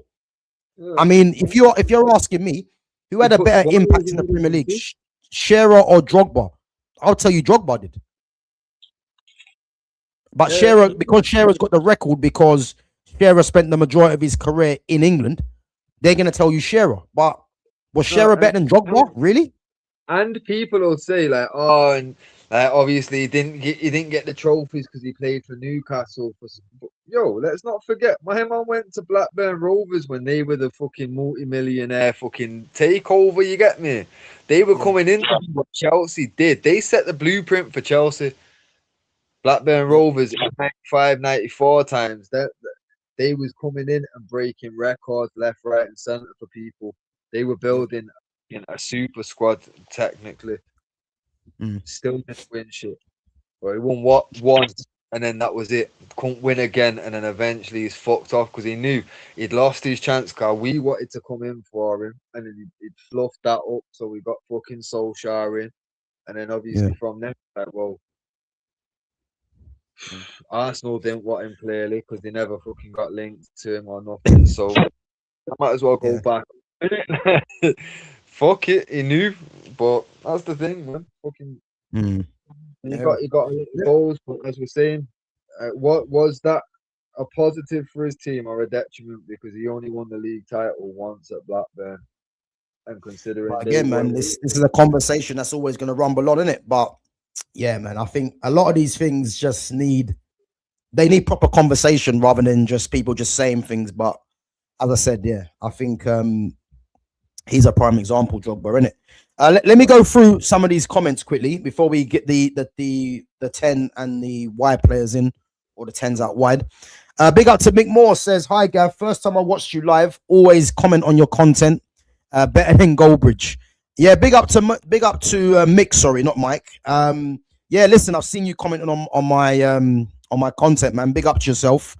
And listen, yeah, if you find the content better than that guy, then it's a good start, put it that way, because one thing about this channel, yeah, is that we don't want anyone to agree with our opinions, but myself and Fitz, when Fitz is on it, we like to give you guys a bit of a different angle, because there's a lot of channels out there, yeah, that just say a lot of what the general consensus is.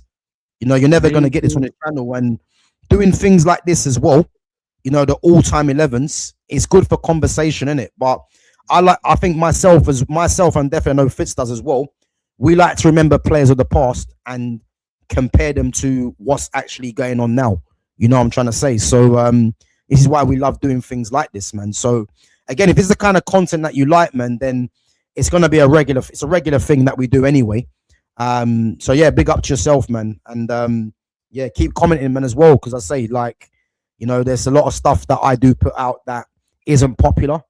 But you know what? I don't care, man, because I'm not going to change my mind. I'm always going to keep saying what I'm saying, you know, because it's coming from a place of experience and it's coming from, you know, just my generally own opinions. So, but yeah, nah, big up to yourself, man. Let me go through some of these comments quickly. So, fun fact, Gav, Leo had more GA for PSG than Kavicha. Recency bias is getting you. Cavani has to be here. He was carrying them. Again, I don't know how the recency bias is getting me because Leo's in there. so I don't know, man. I don't know. No, maybe because obviously there's a lot of clamour for Cavani. Maybe this is where we put that 10 as another striker, throw Cavani in, and we just go Messi, Neymar. Bro, listen, we'll get to it. We'll get to it. Big up to Cruel Eagle. Yeah, listen, guys, any Man United stuff, I'll go through it at the end, innit? Because I think a few of you have put some Man United stuff in there. So let's just complete the team, and then I'll touch on some of them afterwards. Yeah, again, if anyone's got the source, yeah, put the source for what you've just said, Cruelly, man. Put that in the chat. Because I've not heard that myself. Big up to Babs One Diva with the jewels. Big up to yourself. 200 jewels. Let's see this.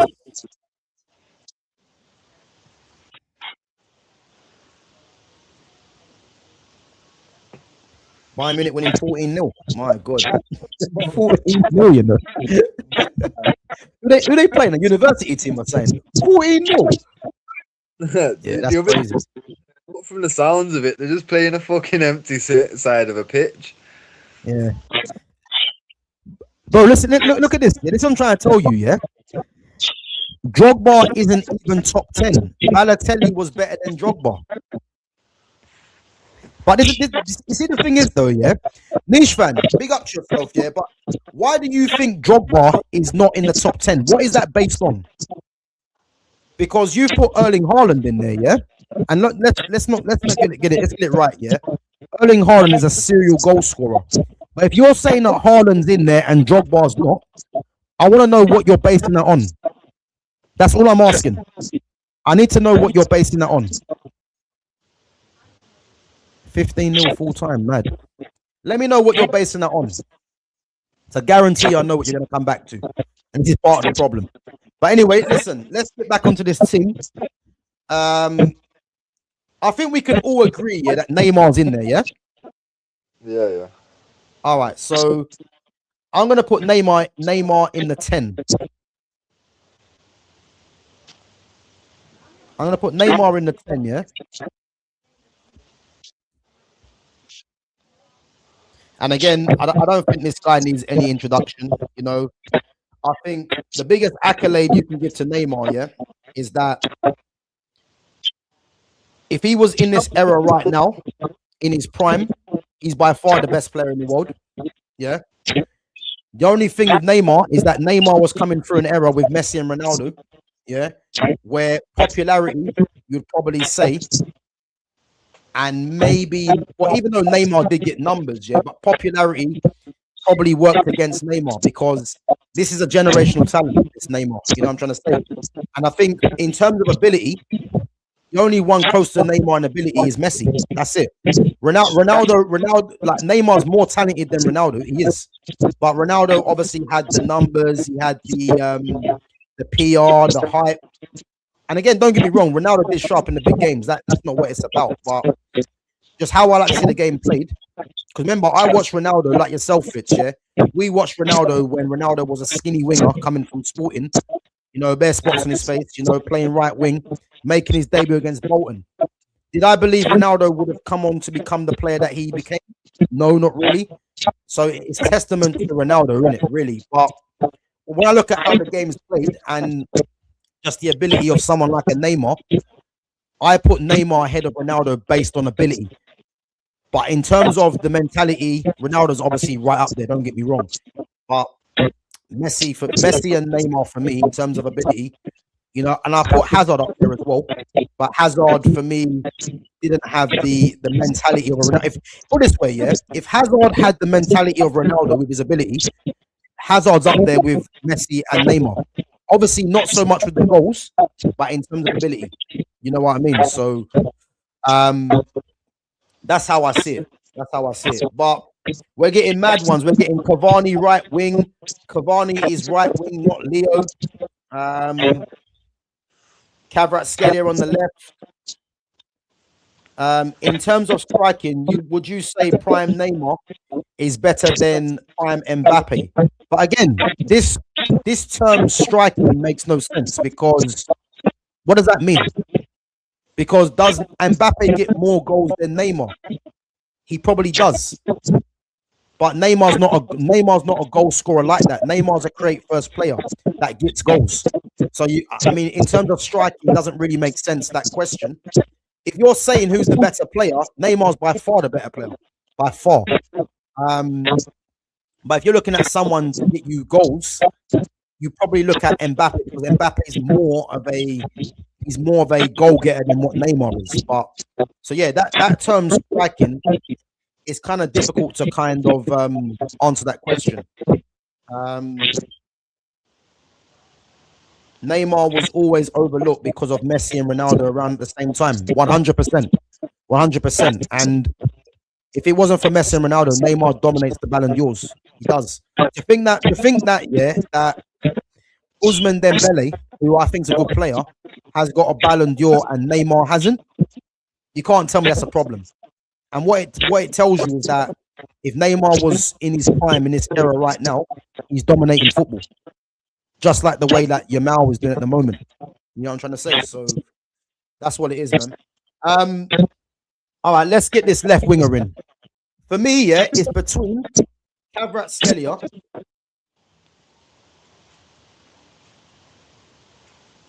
I can't put Dembele in there. I can't put him in there.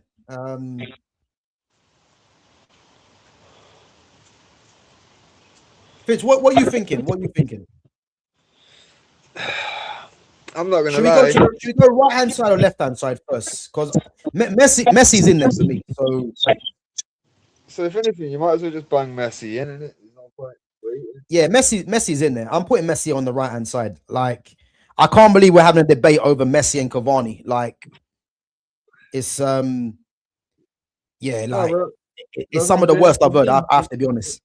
For me, we can't debate Messi and Cavani. Like Messi's getting in there because it's Messi in it, but at the same Yeah, time, fucking it's whoever's going on this left that can be going up against Cavani because that's what's left in it. Realistically, yeah, like I said before, we can switch Neymar to the left and put a striker in instead of a 10, but fucking obviously, yeah. like right now, uh, my options are already fucking changed because I had Neymar on the left anyway. So Yeah, yeah. I would have put Neymar on the left, but I just feel that Kvaratskhelia has to be there because if we're looking at it between, because Di Maria misses out for me because of Messi, yeah. But if we're looking at it between, Cavani and Kvaratskhelia, what does Cavani have over Kvaratskhelia? Because I've got a feeling it's only going to come down to the same thing as it always does. no, I hear it. I hear it. But that's what I'm saying. For me, I really don't mind throwing Neymar to the left and getting an extra striker. Because like I say, I had two strikers written down there, and it was Latan and Cavani in it. So Yeah, I don't mind doing that. But like I say, I I, I rate cover. You know what I mean? It's not like I'm against it. It's just for me, still kind of early to like because the teams like kind of like bro. Carry on, gone. I'm back in 1 minute. no, like the team that we've got there, like obviously we've already got quite a few like more recent players in there, innit? It's like Cavra. I don't know if he's done. Uh, he has done enough, obviously, because he's won the titles and he's won the fucking Champions Leagues and that. So technically, he has. But I don't know. I do feel uncomfortable putting fucking Cavra in before adding an extra striker for Cavani. But I'm not really gonna complain about it too much because I do actually rate Kvaratskhelia, so I don't mind. I don't mind. But chat, I'm gonna put it down to you guys. Like I say, the option is there if you're that dead set on Cavani. This is the opportunity in it. But like I say, I'm not gonna be pushing for it from here. Cause I genuinely don't mind too tough adding an extra striker up top, knowing that we're going to have the fullbacks coming up and fucking trying to whip balls in. I don't. I'm happy with that. Or I'm also happy having Kavrat out wide and having Neymar in his more natural position. I can live with it. So yeah, man. I'll start getting your comments in and let us know in it what we're going with. We're going with Kavrat or Cavani.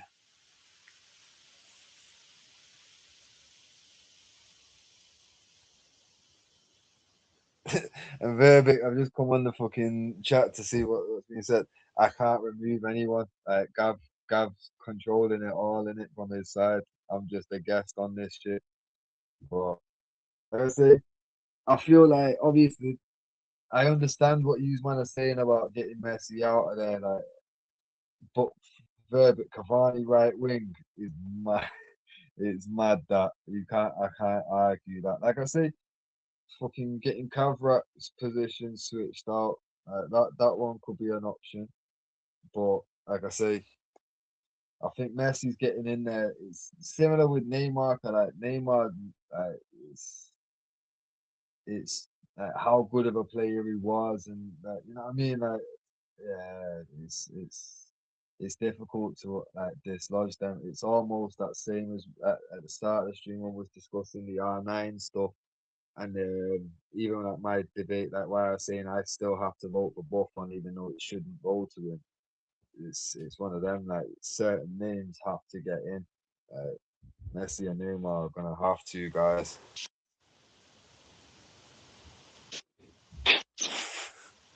Yeah, Now, sorry, man. I'm with you now. Vervic's just trying to get me to try and persuade to get Cavani in it. I'm just saying, like, this is your opportunity, guys. Like, right now, it's Cabinet Skelly Fitz, out. remove Leo if you can, please. Yeah, man. Yo, they're all desperate to get Messi out and get Cavani in, even if Cavani's got to go on the right wing. I'm saying, bro, this is your chance to get Messi on the right, Neymar on the left.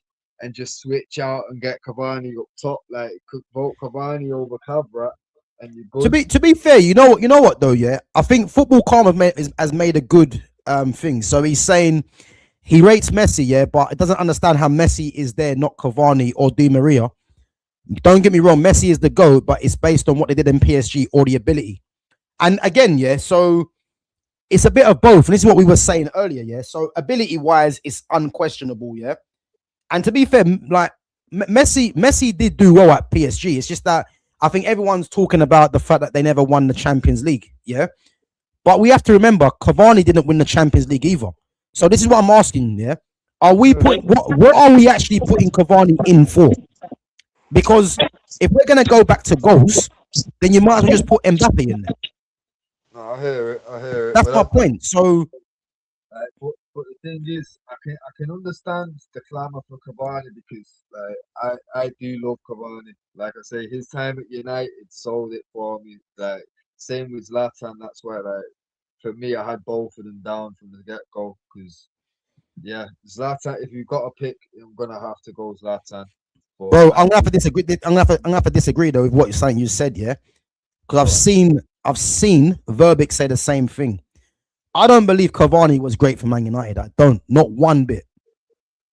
I don't believe he was great. I think Cavani had moments, yeah, especially the goal that he scored from the halfway or just inside the halfway, yeah. That was a great goal. Don't get me wrong. The header against Southampton, I think I remember as well.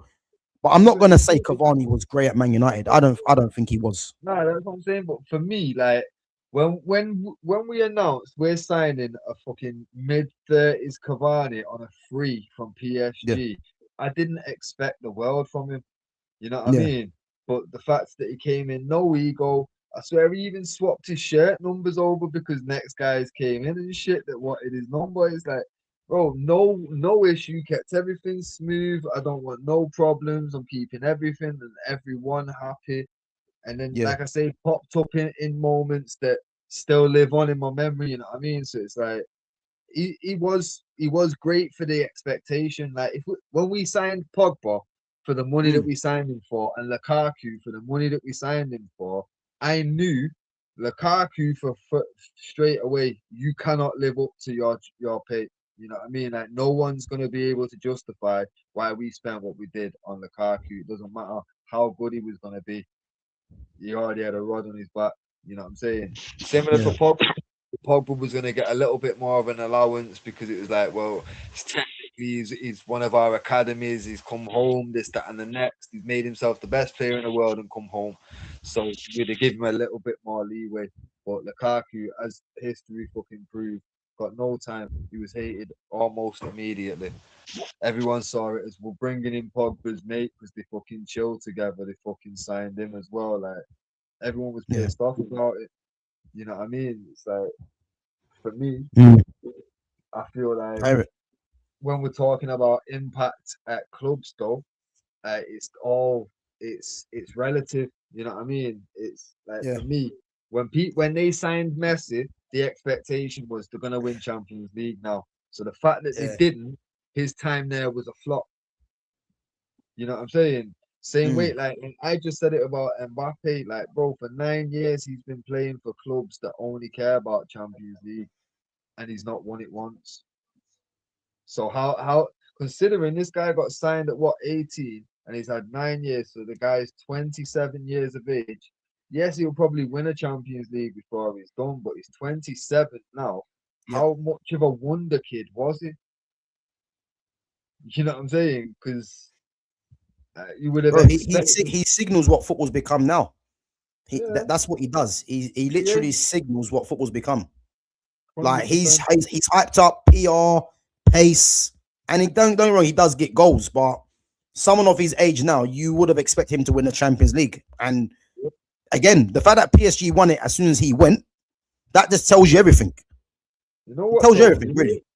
Know what's mad though? I can genuinely see a reality where Mbappe never wins a Champions League, and Mm. people will then instantly say he's just like R9 in the sense of we can't believe he didn't win a Champions League because people will look at the numbers and Yeah, they say And the joke is they'll look at the numbers and they'll say, well, Mbappe was the better player.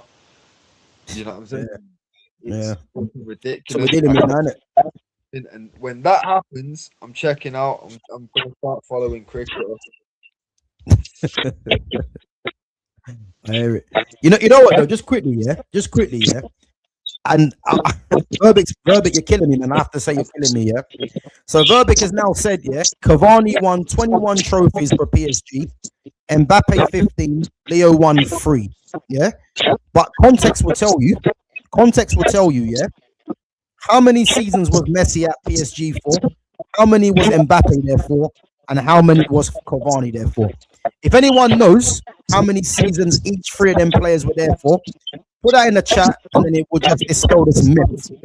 Because if you're trying to say Messi can't be there because he only won 3, well, he might have only been there for 2 seasons, I believe.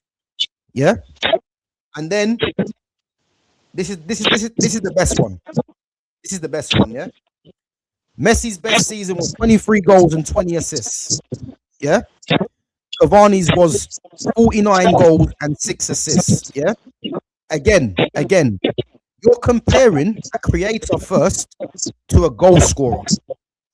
Why don't you compare a creator to a creator and a goal scorer to a goal scorer? Because to compare Messi getting 23 goals and 20 assists and Cavani getting 49 goals and 6 assists, it's like, well, Cavani gets goals, which he got more goals than Messi, yeah, but Messi's got more assists. And again, to add in the GA, yeah, the GA is lazy because Cavani's not a creator. So just leave his assists alone. We already know that Messi gets as many goals as he gets assists. So it'll be fair to add in Messi's GA, but Cavani, as you can see, he's only got 6 assists. Cavani's never been a pass first player anyway. So again, these are just stats to put together to tell a lie, basically. Because you can't be comparing a goal scorer to a creator and then you're adding in his assists. Like he's not a creator. So again, let's not do that, yeah.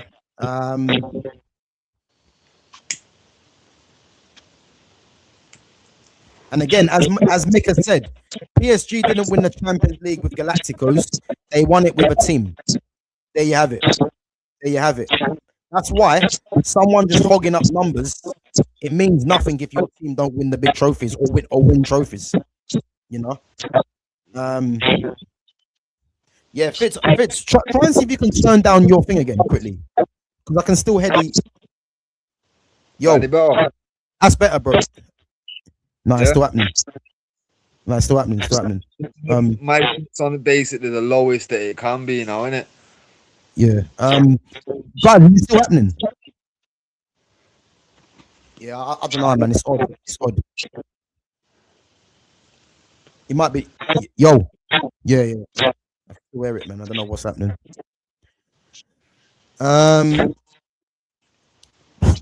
All right, guys. Let's get this last player in before we wrap it up, and then I'll just touch on some of the Man United stuff at the end as well. So, because if we're gonna base it on numbers, yeah, then you have to kind of look at Mbappe, then, in my opinion, as well. Because I don't think Mbappe or Cavani necessarily should get in, but I'm happy to go with what the majority of the chat want. So what are you saying to go with 2 strikers then? Well, I'm just throwing the option on the table because I can see what the chat's like. The chat really wants Cavani in there, innit? So it's like, well, this position is the only one where it's like, well, like I say, Neymar could go left, that 10 can go to a striker, and everyone's happy, innit? And to be fair, I see the point, and like I say, for me, I do rate Cavani clip. Like I might have more of a personal like to him because I just feel like his time at United, like he was class, and it might that I don't necessarily mean on the pitch. I mean he was class. You know what I mean? The way he carried himself, utter professional, can model. You know what I mean? The model for younger players, looking at how you should be when you've got like the name behind you. You know what I mean? But yeah, like I say, I can live with Cabra on the left. and I can live with Cavani up top. I'm not really too fussed on this. If the Mm. if the debate was locked in, like Kavrat's already in it and it's messy, and now I'm gonna get a bit more involved in it. But Yeah, between Kavrat and Cavani, I'm willing to let that go down to the vote in it. yeah. All right. Well, let's just decide. Yeah, let's just decide. Do we? 'Cause I think it's between three players. Yeah, and I'm happy to go with the chat. Football Karma has said Ronaldinho. Yeah, listen, Ronaldinho. The reason why Ronaldinho's not there is because it's from 2005. So yeah, so it's 2005 to present, and then obviously we're gonna do a different year period because again, there's some bad boys that we need to be looking at as well. So yeah, that's the reason why we're doing this period. But we are going to be doing the 95 period up until 2005. So yeah, that's why Ronaldinho's not there. So we've got guys. Let us know. Yeah, Cavani, Mbappe, or Kvaratskhelia. I'm saying Kvaratskhelia. Fitz, who you going for? I'm gonna go Cavani, so it goes to the vote in it. If I go Kavrat, it just writes it off in it. So I'll go Cavani just so we can put it to the vote. So there you go. Cool. So we've got one for Cavani. So Man City, Liverpool saying Cavani. Atro saying Kavra. So we've got one each on Kvaratskhelia and Cavani. There's none for Mbappe at the moment. Football Karma saying Cavani. Verbic is saying Cavani. 3-1. All right, so 3-1 Cavani. Let's see what the others say. By the way, my vote counts as well, guys. So it's 3-2. Yeah, all right. And then that means mine does. So it's 4-2. So it's still the same gap. Don't Nah, worry but bro, about it. you want Kvaratskhelia, man. Don't try that one. You want Kvaratskhelia. I started the vote by saying Cavani. Let's not try and fucking play black magic and that. The dark arts can't come into it here, bro. You and your Hey, Vic, Messi. you killed me, man. Cavani, yeah. All right. Listen, you're looking like it's gonna be Cavani. If I'm running such a technical team, Mbappe cannot be there. Cavani, sure, but he's a Atro, this is exactly what I'm saying, Atro. But listen, we're gonna be outvoted, man. But we can see the vision. Let's just say that, innit? We can see the vision. So there's no one for Mbappe though.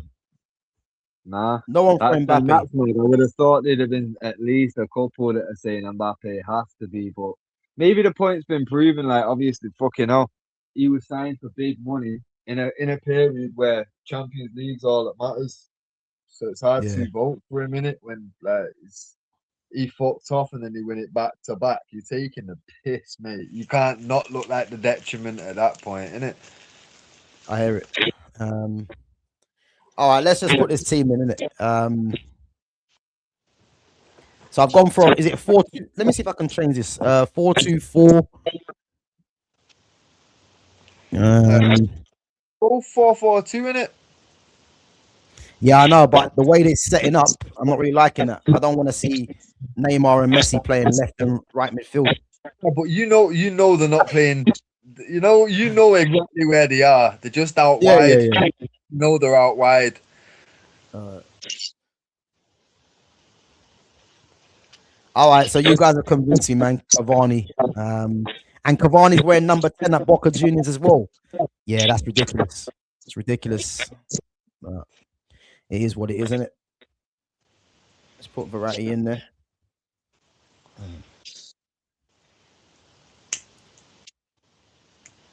But yeah, whilst you're loading that up, I've got just what I touched, but I already had something before the stream that's just a random bit of fucking banter. But Go on. fucking this one, because obviously the talk about Drogba before, yeah. The reason why, for me, he definitely is got to be in the top 5. Like I say, big game player. You look at this stats. He scored the winner in the Champions League final in 2012 against Bayern Munich. Yeah, bro, Yeah. my man scored 10 goals in 10 finals. Yeah, 8 goals in 8 games at Wembley. Bro, he is the ultimate big time player. Like when you've got a big game coming up, he's the guy you turn to. He like I say, as a United fan, he was the Eric Cantona type. When you needed it, he was there. You know what I'm saying? bro, ridiculous. And look at Cantona's numbers; they're not hella impressive. But look at the goals that he scored them in FA Cup finals against Liverpool and shit. Biggest Yeah. game you can have. You know what I mean, bro? Mm. Fucking big game player, man. Ultimate big game player. If people want to say, "Oh, Haaland," all right, cool. I watched him in one Champions League final. That's all he's made it to, and he didn't score. They needed Rodri to do it. He didn't turn up for the Yeah, final. listen, Drogba, and again, he's another one. He's another one that I think doesn't get the remember that Sky Sports list that we see on that was talking about. Yeah. He was missing from that as well, wasn't it? And again, I think the only reason why he's missing from that list and why people forget about Drogba, again, it comes back down to do with the amount of goals. Yeah. But that's You what see I'm what I saying, mean? bro. So, But if you look at the yeah. games, he was the ultimate fucking. There's a reason why he's loved by Chelsea fans. You know what I mean? And let's be clear. Like, what's the one common perception of Chelsea fans? That they're racist, innit, bro? Loved by Chelsea fans. That's It took so much to do that, bro. I'm telling you now. Fucking my ultimate. Anytime they needed someone, he was there. You know what I'm saying? Fucking ridiculous quality in Drogba. And like I say, Nah, he Haaland, was, man. as good as his numbers are, I've only ever seen him reach one final so far. Yes, this time, but one final so far, and he didn't score in that. You know what I mean? Like, Yeah. I've not seen him. I've seen him turn up in league matches against the top six. His record's decent. You know what I mean? But big, like when we're talking actual like big games, finals, can you get us across the line when nerves are kicking in? I've not seen it. Drogba, cool as ice, bro. You know what I'm saying? Like, Yeah. yeah, man. And you could put your fucking house on him bagging in the final. You know what I'm saying? Yeah. Look at the stats of it, and yeah, bro, 10 in 10. Every final he started in for Chelsea, fucking oh no, sorry. Every final he scored in for Chelsea, they won. Yeah. Yeah. And again, look at his record against Arsenal as well.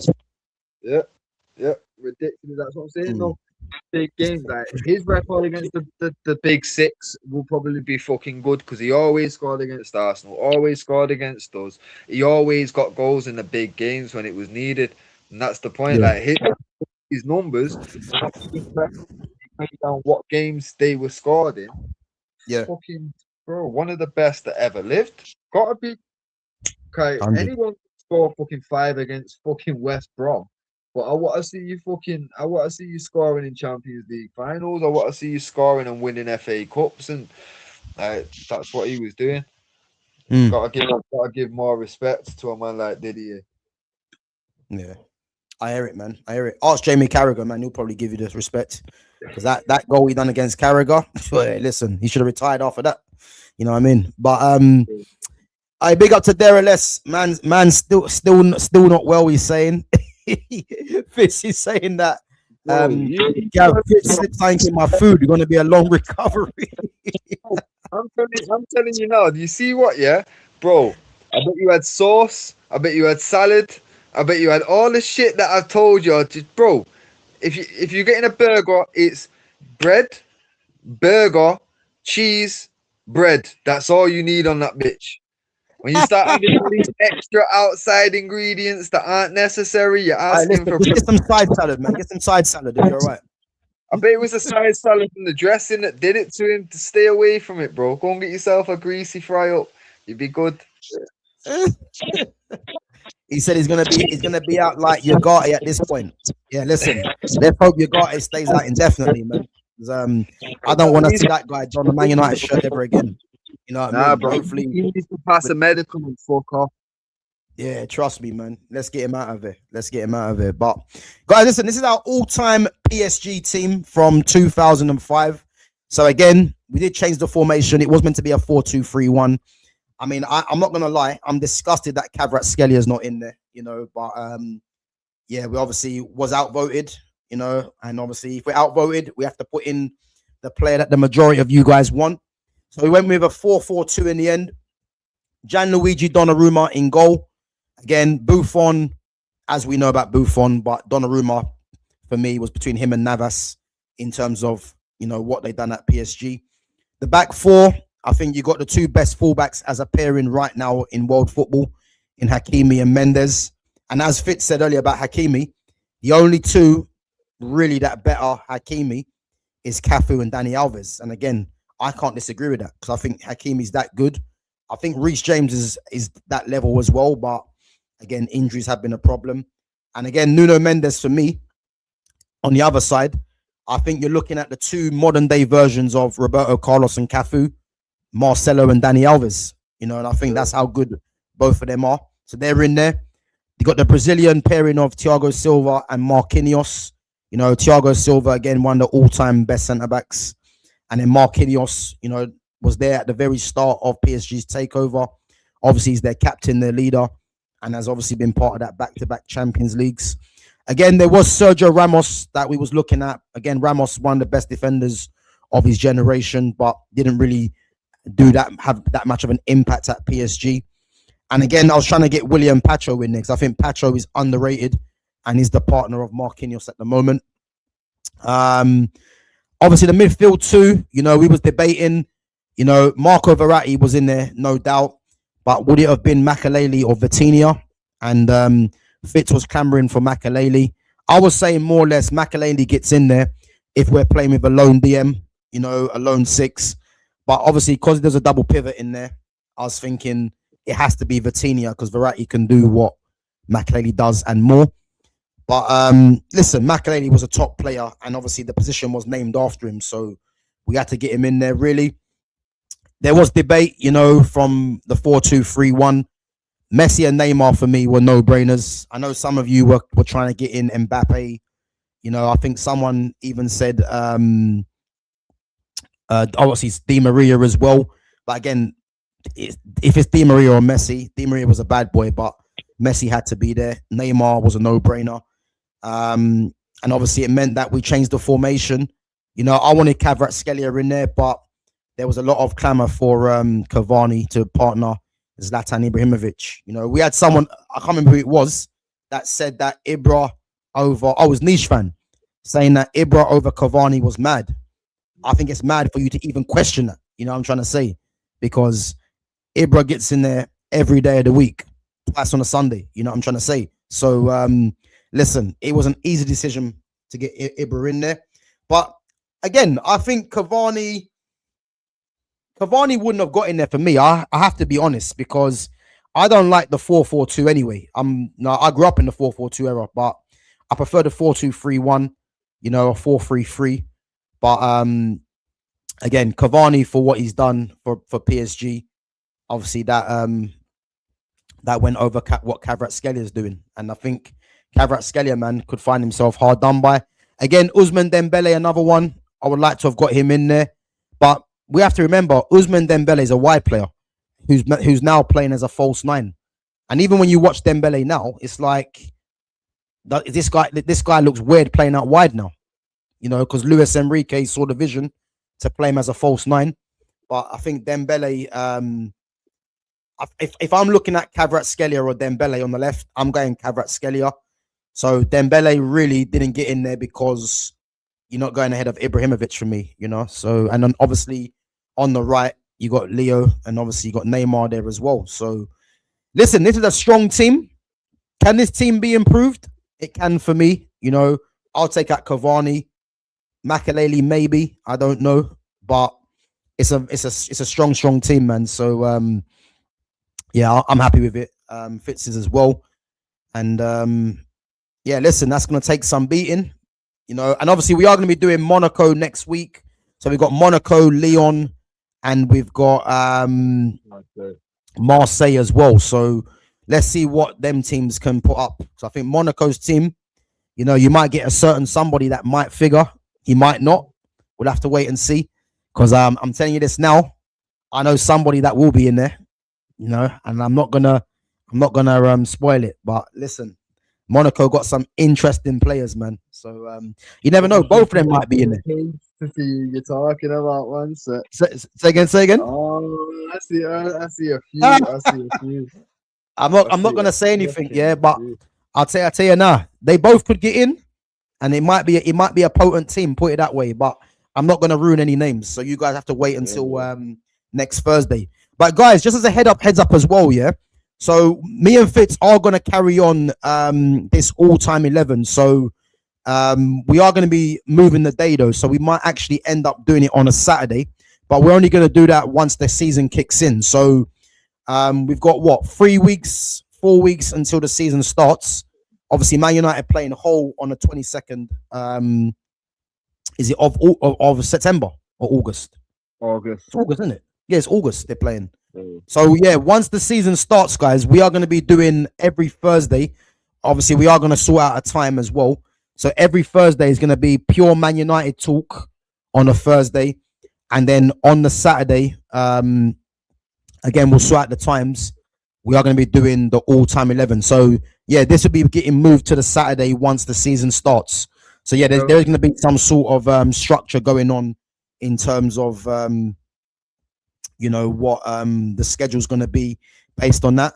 And then also as well, if there's any fans of any other teams, so whether you're Chelsea, Arsenal, you know, Man City, Brighton, whoever, if you're a fan of a different team and you want to jump on a stream and make it a regular stream for a certain day, then yeah, just let me know, man. It'd be good to get different fans on as well, and you know, create a community and create a consistency as well of having different fans jumping on, man, to see your take on your team as well.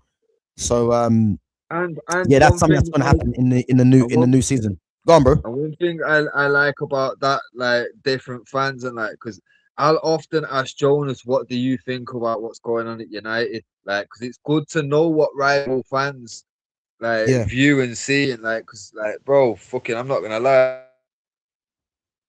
but actually been enlightened by some of the things that rivals have said about my club, and I'm like, rah, never actually looked at that one there. You know what I mean? Like, but like I say, it's always good conversation when you've got two opposite fans or two like fans of different clubs.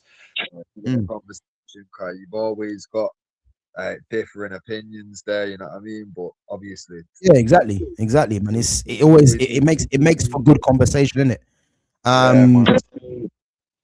Yeah, big up to Darren Les says I'll defo join. That's if I make it. Yeah, listen, yeah, make sure you do, man. But as I said, if you can get an Arsenal fan on, a Chelsea, City, whoever, and we can schedule a certain day, as I said, man, it'd be good. It'll be good to get your take on your team, innit? You know what I'm trying to say. So obviously, yeah, in the new season, that's something we'll be looking to do. And yeah, that's one for you guys to think about. Let me just go through some of the Man United chat quickly. Just give me 1 minute. I know there was a question. While you're finding it, just so you know, guys, when we do switch the all-time 11s to a Saturday, we'll be starting the 95 onwards teams in it. So if you like the more retro and throwback names that keep popping up in these kind of ones, it's only going to get better from there for you. But if you're a recency fan, it'll be good to lock in, because obviously, like I say, I know a lot of the community didn't watch a lot of the players that we talk about in these ones. So it'll be like I say, it might be something where you learn something about certain clubs and certain players and shit. You know what I mean? Like, trust me, it'll be a decent one once we get to the Saturday ones, cause that's where I'm in my bag. When we're going 95, I'm in my bag, guys. Yeah, now listen, that'll be a good one, man, 100%. Let me just go into some of the chat, guys, before we wrap it up. So why don't United go for Bruno G? I think I might have answered this before, yeah. You see, in terms of Bruno Guimaraes, yeah, I think Guimaraes is what, 28, 29. I think he's a good player. I know Arsenal were trying to look at him. Do I think he leaves? I mean, Eddie Howe's gone today, so he's resigned or he got sacked. So it might make it easier for him to get out there. But for me, I don't want Bruno Guimaraes, because for me, he suits Arsenal with the way Arsenal play. You know, Arsenal are very physical, you know, and Bruno Guimaraes is like a scumbag, you know what I'm trying to say? So he fits them, he fits that team perfectly. You know, they got a lot of scumbags in that team, Arsenal, and he's another one of them. So for me, yeah, I want players that got more control. You know, I want a left-footed central midfielder. And as I said, there's talk about Rodri going to Real Madrid. I'm telling you this now. It should open up the door for a certain somebody. That's all I'm saying. But yeah, listen, I think Bruno Guimaraes is a good player, but he's not someone necessarily that I would like United to sign. Just based on his playing style. You know what I'm trying to say? That's just my personal preference. But I'm not going to say that he's a bad player because he's not. But I think if he actually goes to Arsenal, I think he strengthens Arsenal's lineup. You know what I mean? Because, you know, you're thinking of him and Declan Rice in there, which makes that Martin Zubimendi signing a waste of time. You know what I mean? So yeah, we'll have to wait and see on that one. What's the one I see earlier? That's the one. Igor Thiago Bombard, you're not to United, just dropped. I mean, I haven't seen that yet, but if you guys haven't watched the stream the other day, yeah, when I done how Carrick could line up this season, listen, as long as Joshua Zirkzee's here, I'm not of the opinion Zirkzee leaving. If Zirkzee turns around and says he wants to leave, then fair enough, yeah. But for me, the way that Man United might be going this season with, you know, with being heavily reliant on possession-based football, that is going to suit Joshua Zirkzee. So I'm just hoping Zirkzee stays. You know what I'm trying to say? So if there is news about Igor Thiago, I haven't seen it, but I don't want Igor Thiago if it means Zirkzee going, because I know fans that they don't rate Zirkzee, but Zirkzee for me has got a lot to offer. And if he gets a run of games at Manchester United under Carrick, and Carrick goes with this ball possession-based team, I think you're going to see a better Zirkzee. That's just my opinion. So let's wait and see what happens. But let me see if there's any others.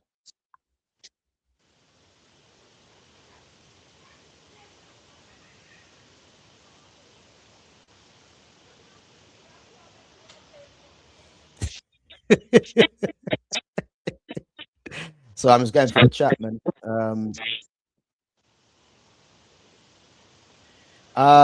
Football Karma says, I want to know, is Mbappe in your France 11? I'll let Fitz answer that. Fitz, is Mbappe in our all-time France 11? Nah, he didn't make it. Unfortunately, he didn't make it. Football Karma, I'm sorry, man, he didn't make it. He didn't make it. And you know what it is, yeah?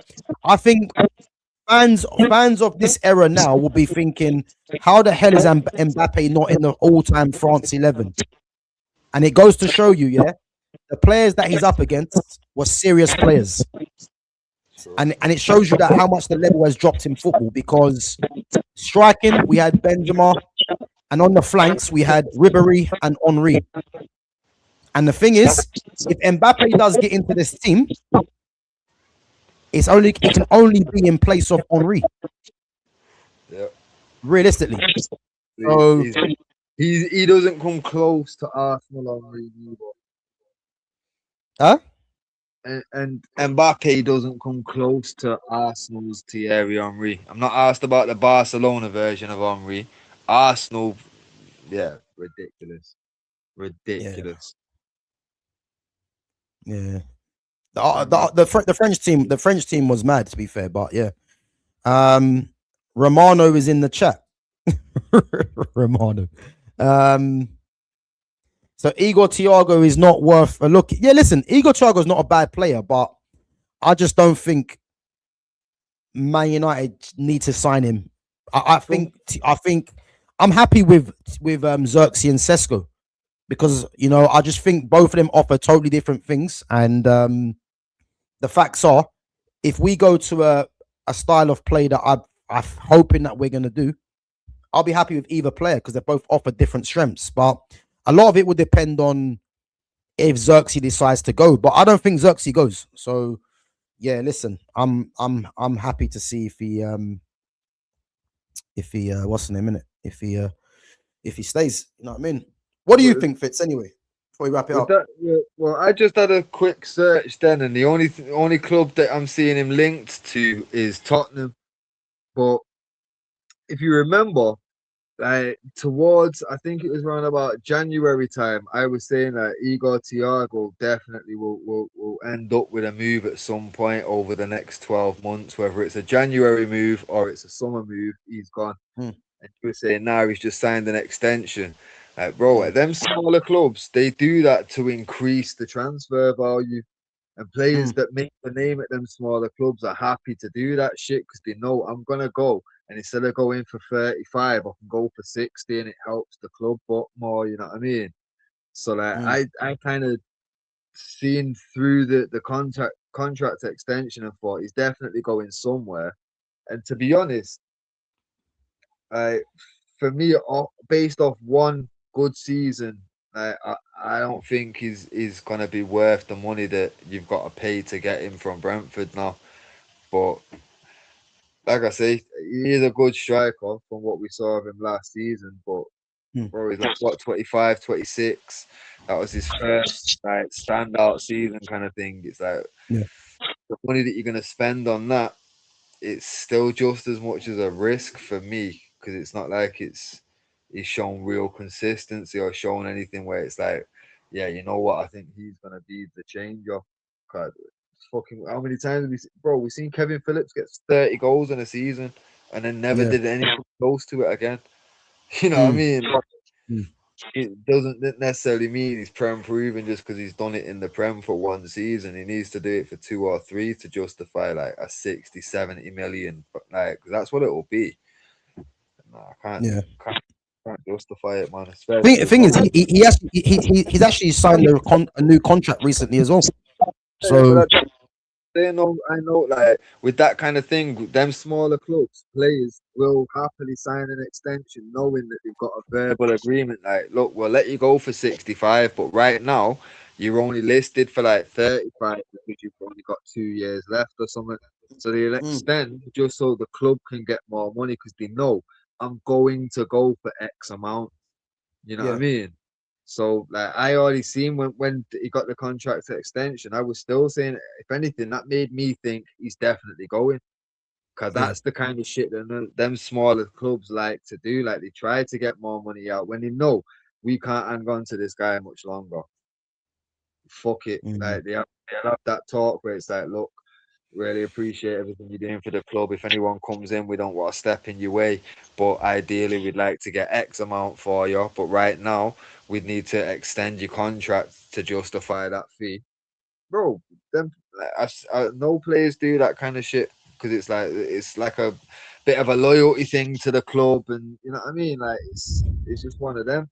But yeah, like I said, I'm convinced he's going somewhere, but with the budget that we're working with, look at like what we've done so far. Yeah, that Tielemans one, fantastic deal, 30 something mil.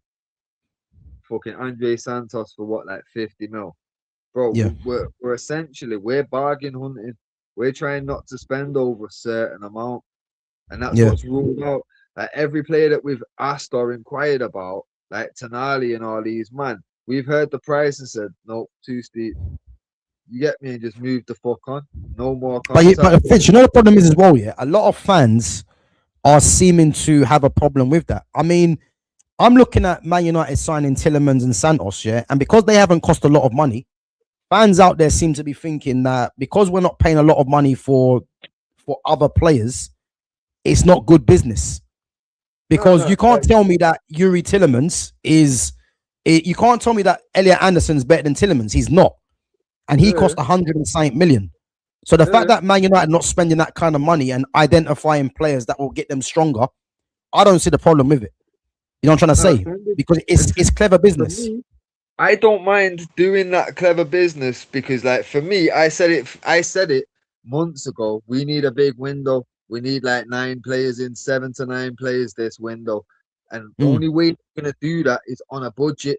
And I even said you're gonna have to look for some obscure transfers that nobody is yeah, expecting. And we was referring to like Edison and shit at that point. You know what I mean? And you look at mm, it, Andre Santos came from fucking nowhere. Yeah. yeah, And then the fucking Tillemans one came from nowhere. I can appreciate that, but for me, it's the speed in which you're doing it. Yeah, Like, okay, bargain hunt all you want if we're gonna get them 7 to 9 players. But if we're gonna get 4 or 5 players like we did last year, I don't want bargain hunts. Just fucking pay the money and get the stars in. yeah, You know what I mean? But if you're gonna bargain hunt and bring us the depth that we're really gonna need, cool. But bro, with the league starts, preseason's basically done, and everyone knows how important a preseason is to a new transfer. mm, Season starts in fucking 3 weeks' time. mm. In But bro, yeah, but absolutely listen, workings. I hear exactly what you're saying, yeah, because yeah, it is frustrating that we're not really spending that big money. I hear it, yeah, but I can't look at this the window, seeing how a lot of the players that are going for certain prices and think, well, we've got Tillemans and Santos that make us better, really, because we've lost Casemiro. Don't get me wrong, yeah, but Yuri Tillemans is one of the best midfielders in this league. You know, Andre Santos has come in and has potential, and we are going to sign another midfielder. There's no doubt about that. So No, but I'm that, I'm that's the more thing. I'm more looking at the fact here that we haven't spent the money that we thought he was going to spend, but we've got in two bits of business that have been good work. Because on the other hand, yeah, you could be Arsenal, yeah, trying to go in for players that are never going to get, like Vinicius Junior. I mean, the fact that they went in for Vinicius Junior in the first place is laughable because Nah, Arsenal can't get them kind of players. You know, they I wanted hear you. Morgan Rogers. Rogers chose Chelsea. So my thing Yeah, is, yeah, you could be Arsenal and be a laughing stock here and trying to go in for players that you're not really going to get, or you could do some shrewd business. Because to be honest with you, um, they brought in Zolis, yeah, and Zolis is just a replacement for Trossard, yeah. yeah. Now, is that a game-changing signing for Arsenal? No, it's not. But Arsenal cannot do the big deals. If they get Bruno Guimaraes will fit into their system. Don't get me wrong, but the big deals that the Vinicius Juniors of this world, they can't do them deals. You know what I'm trying to say? So if I'm Yeah. looking at Man United at the moment, yes, it's frustrating that we haven't spent that kind of money.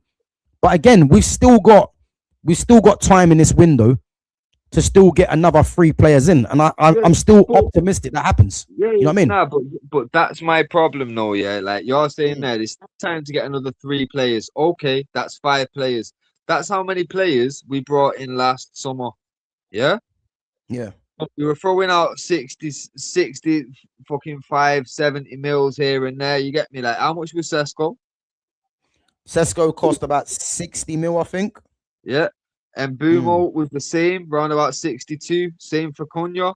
Yeah, so far Mm. we've spent on anybody the same amount we have on one of those 3. And we're Mm. looking at getting the same amount of players as we did last time. Yeah, Yeah. we brought 2 of them in for 80 mil, which is basically just a little bit over fucking Mbumo's price. You know what I mean? Yeah. 20 mil for Mbumo's price. So say Mm. let's say we've so far in what we've spent, we've done Mbumo, and how much was Lemens? Like 20 mil.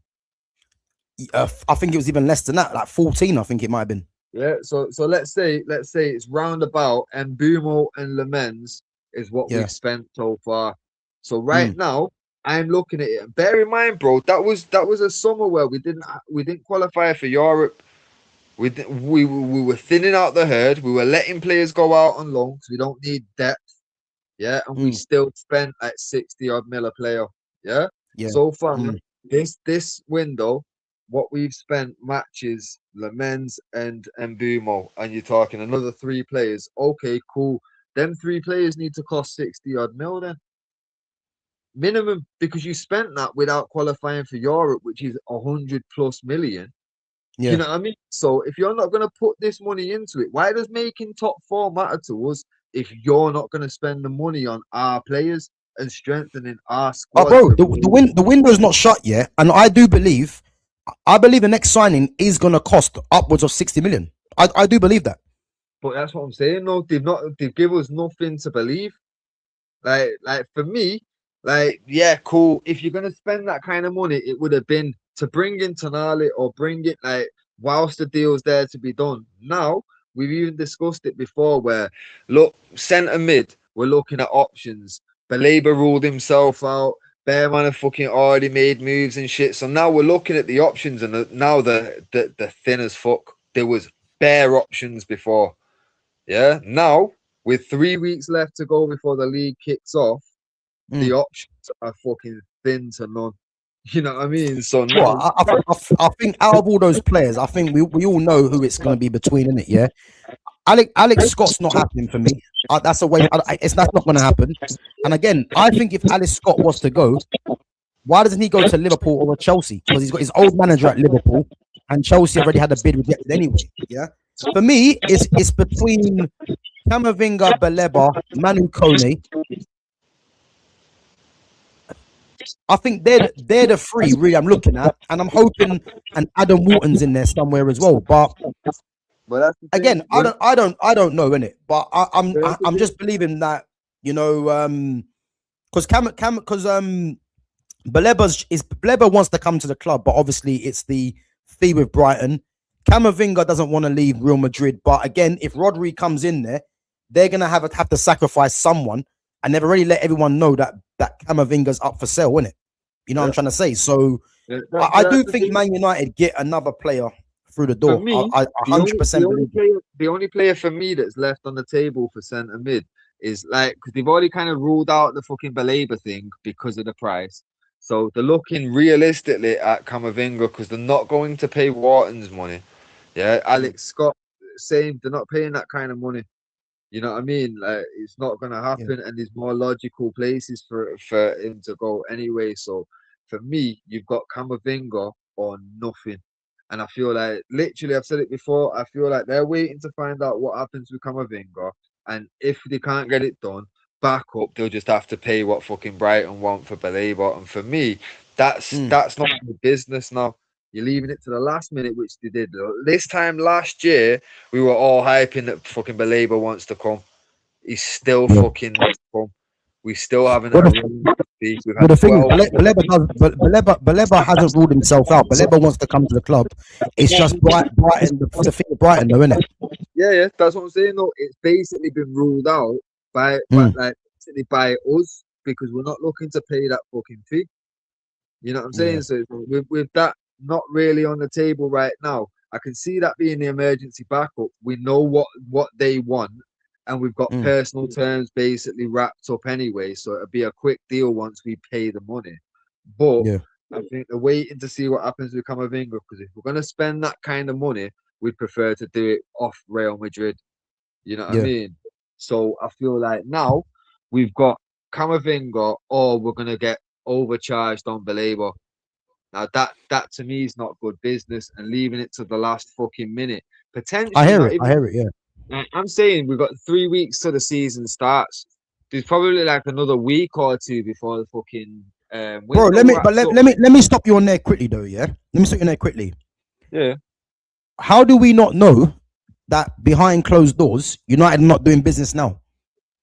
No, they might be, but that's what I'm saying though. Like, the Santos one and the Tielemans both came out of nowhere. It's not like we got bare fucking pre-build up like the Cunha and Mbumo. We knew that shit was happening. You know what I mean? This transfer window has moved very different, but like the way that it's moved is like, okay, you're starting on a bargain hunt and you're trying to get the best value for the littlest money. I can appreciate that because I know how big this window needs to be. But if you're only going to bring in 5 players, which you did 12 months ago with 100 mil less to spend, and now bargain hunting, and bro, that I'm not going to be happy with that, because where if we could spend 250 after fucking worst league finish in history and no qualification to anything, and getting knocked out first round of every cup we played, so we didn't get no extra add-on TV rights, nothing, bro, the bare minimum, and we could afford to spend 250. And this season, we're bargain hunting after finishing fucking top 4 and getting the extra money and all the extra. You get the extra money for just your league position, then you get the extra money for Champions League for qualifying, and then you've got the upcoming TV rights and all the rest of it. Bro, there's so much yeah, extra this summer to spend, and the bargain hunting. Okay, bargain hunt, but like I say, 9 players, 7 players minimum. Okay, if you're bargain hunting, that explains why you're bargain hunting. But if you're gonna Yeah, bargain hunt and bring us the same amount of people you did last year, but you're gonna spend less, nah, get the fuck out of here. You're taking the piss now. You know what I yeah, mean?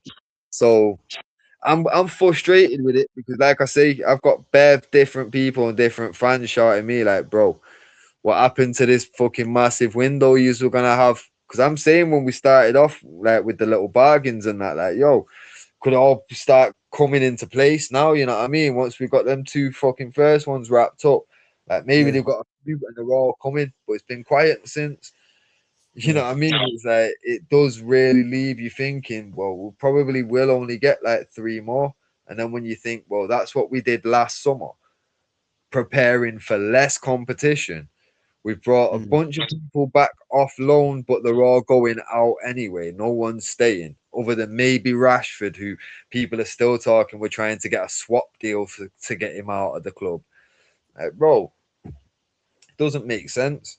We've got so Yeah. much more games to play. We've got so much more fucking minutes to fill, and we've brought in 2 players and bargain hunted it. It doesn't make Yeah. sense. At least if you'd have brought in 2 players and those 2 players was Tonali and fucking Camavinga, bro, I don't care what you've spent. We're having a great summer. Mm. I I mean, agree. I agree. But all I'm saying, yeah, all I'm saying is that the window's still open. I know, like it's like 3 weeks left to the end of this to the beginning of the season. It's even though it's frustrating, it's boring, yeah. But from the business that they've done with the Tillemans and Andre Santos, yeah, you have to believe that United still do some business. You know what I'm trying to say that, and that's what I'm banking on, isn't it? So let's wait yeah, and see, man. But you never know. Tomorrow we might get something, but yeah, the longer it yeah. goes on, I know it's frustrating, man. You know. Right, let me just go on to these last few questions before we wrap it up. And guys, before anyone tells me about, if you're an Arsenal fan, about Ozil, Sanchez, and Bergkamp, yeah. Mesut Ozil didn't want to leave Real Madrid. We all know that. So he went to Arsenal. That's why he ended up there. Yeah. Alexis Sanchez, again, Barca chose to get rid of him to bring in other players. That's why he ended up at Arsenal and we took him. Dennis Bergkamp was at Inter Milan. And if I'm right in saying, wasn't Dennis Bergkamp competing with Roberto Baggio for a place at Inter Milan? Right. So any Arsenal fans that think, Arsenal have got pulled because they got Ozil, Sanchez, and Bergkamp, I beg you do your homework and just check why they ended up at Arsenal in the first place. Because they were being either forced out or allowed to leave. If they had the chance to stay at their clubs, they're not leaving to come to Arsenal.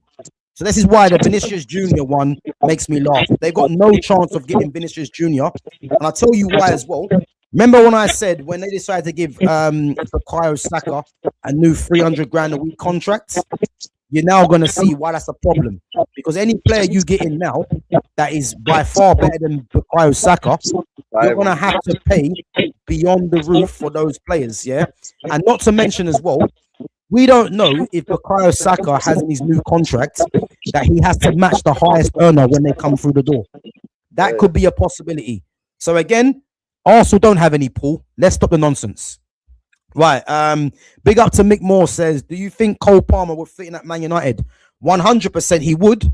But as it stands, man, he's playing with his boyhood friend in Morgan Rogers. So I don't see that happening anytime soon. But yo, Chelsea are moving ruthless. Like I wouldn't be surprised if they brought in his boyhood friend as his replacement. I'm telling you.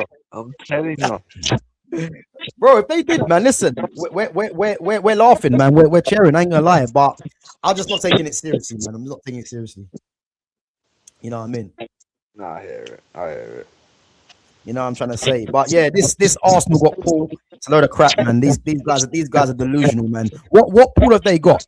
Tell me what pool Arsenal have got for this. That's all I want to know. What's the pool? To be fair, Noni Madueke? Mosquito? Is that what we're saying? this is like, to be fair, like when you're signing players like Rice, it's like, well, let's be real. Like, There we go, Madueke. You know what I mean? Madueke. Come on, that's the pool they've got. Madueke and Marta Smelly. You know what I'm trying to say? I hear it. Madness. Go on, bro. Go on, Sam. Fans, you Arsenal fans would be better off talking about how like you find talent. Like, look at some of the players that you man have discovered and they've turned into gems. Vieira, Henri, fucking go a little bit fucking closer to now. Fucking you had fucking Cesc. Obviously, you fucking picked him out from the La Masia and that. But look at some of these. They Ashley Cole. Uh, Fam, talk about that instead of like the pool, because the pool's not really even that. Like, the few examples that are debatable in it, but if anything, no, like the eye for talent's always been there. They've always picked some fucking fantastic players from nowhere that no one was. Yeah, but that was Wenger, bro. Wenger's eye for talent was there, but I can't say that under Mikel Arteta, man, because they brought in Madueke, they brought in Martinelli and these kind of players. Like, it's embarrassing, man. It's embarrassing. Martinelli's on 180, by the way. Just letting everyone know that 180 for a road runner. It's embarrassing. You know what I mean? Wow. King Kai, as Atro has said, King Kai. I actually liked Havertz at Bayer Leverkusen, and but did I think Kai Havertz would be on what 280 a week? No, I didn't, man. It's embarrassing. I'm telling you. But football's in the mud, as we already know anyway, and as I said, man, to think that they had a chance of signing Vinicius Jr., man, has to be like literally the funniest thing of the seasons of the summer so far. You know what I mean? Because not only would Vinicius Jr. not go there, yeah, he's going to shatter your wage structure as well. You know what I'm trying to say? And as I said, Bukayo Saka on 300 grand, this is what is set now.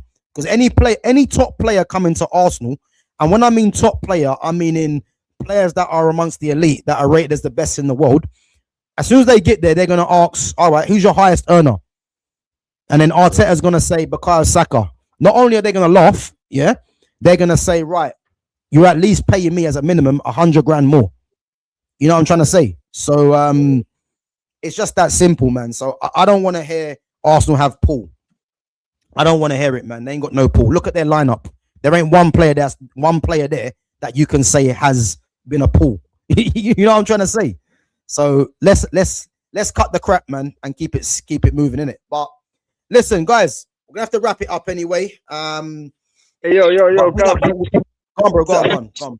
One little bit of joke for you here, yeah. Yo, so you know Pickford, where did Pickford go to Everton from?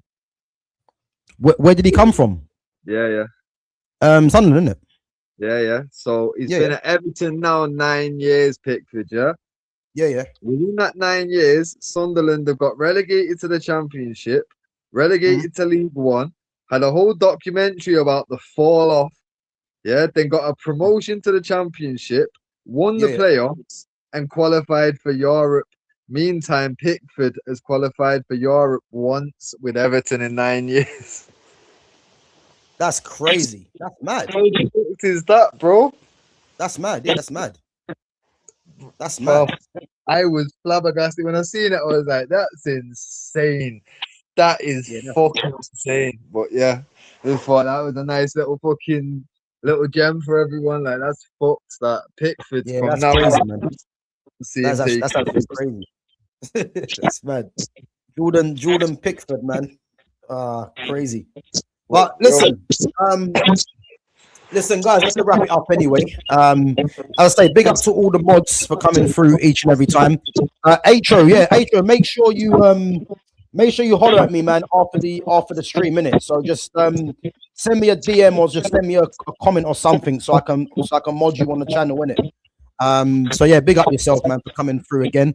And guys, tomorrow, keep a lookout on the channel for tomorrow. I'm going to be putting it up a bit later, but I'm going to be doing a 30-day fitness challenge as well, with some other some influencers out there as well. So obviously, yeah, keep an eye on the channel. So I'm gonna do it live on my channel as well, and they'll be live on theirs at the same time. So yeah, just keep an eye on that as well. That should be happening tomorrow.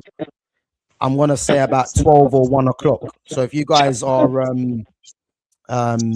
if you guys are available at that kind of time, then yeah, just let me know, or just just keep an eye on notifications, as I said, as always. And as I said, yeah, when the new season starts, me and Fitz are gonna be doing this Thursday at a certain time, just pure Man United talk. And then on a Saturday, we're gonna be doing the all-time talk. Monday, obviously, we've got myself, Fitz, and obviously, hopefully, Jonas. Obviously, we'll get Jonas back on as well. Obviously, he's a Liverpool fan. And even if there's another fan of another team and you guys want to join that Monday one, let me know. Or if not, let me know for Tuesday, Thursday, or Friday or Wednesday, whatever dates you guys can do. And yeah, we'll try and get this locked in for the new season as well. And yeah, man, it's been a good one. I'd say PSG all-time 11 from 2005. You have it right in front of you right there, 4-4-2. And again, that team will take some beating. But when we go through the other teams, obviously it'd be good to compare it as well, wouldn't it? So let's see what happens. But Fitz, you got anything you want to plug, bro?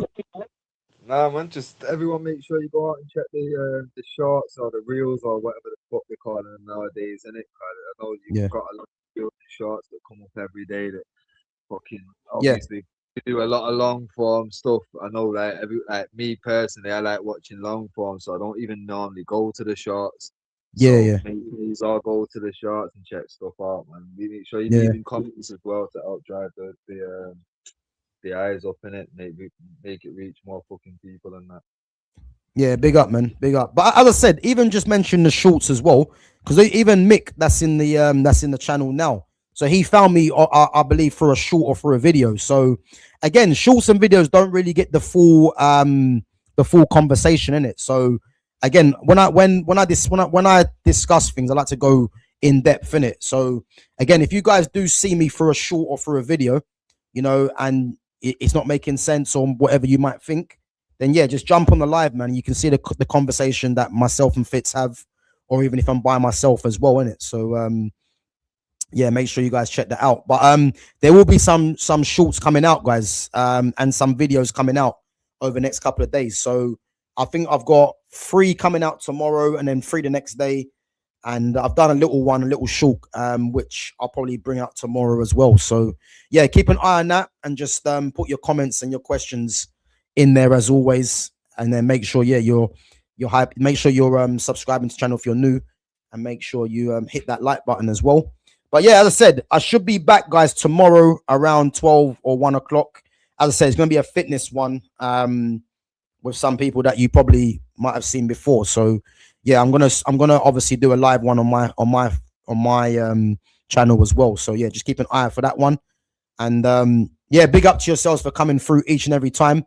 So yeah, we'll be back next Thursday, probably a similar time as today. So we went live today at 5 o'clock. So we'll be back same time next week, and we're going to be doing the Monaco all-time 11 from 2005. And as I said, that's sure to be a good one. And again, that Monaco team could be well, I say it could be in comparison with PSG. I don't think it will be, but yeah, they've had some good players, man. So it'll be interesting to see in it. But yeah, we'll definitely be back for that one. And yeah, if there's any news that drops about Manchester United, again, I'll be reacting to it as well. So yeah, keep an eye on for that one. And yeah, man, as I said, like, I think the laugh of the season so far has to be Arsenal, with the Vinicius Jr. Even daring to try and think they've got a chance of signing him, but listen, if Arsenal have to get their fans on side by coming out with these audacious attempts for certain players, they've done their job, innit? You know what I mean? Can't help everyone. But on a brighter side, guys, big up to yourselves. Hope you guys enjoy the rest of your Thursday with what's left of it. If I don't see you guys tomorrow, then yeah, make sure you guys enjoy your weekend as well. And other than that, guys, smash the like button, sub to the channel, and yeah, I'll catch you guys in a bit. Fitz, big up yourself, bro. Yeah, man. Bless, bro. Big up, man. Catch you in a bit. Safe, bro.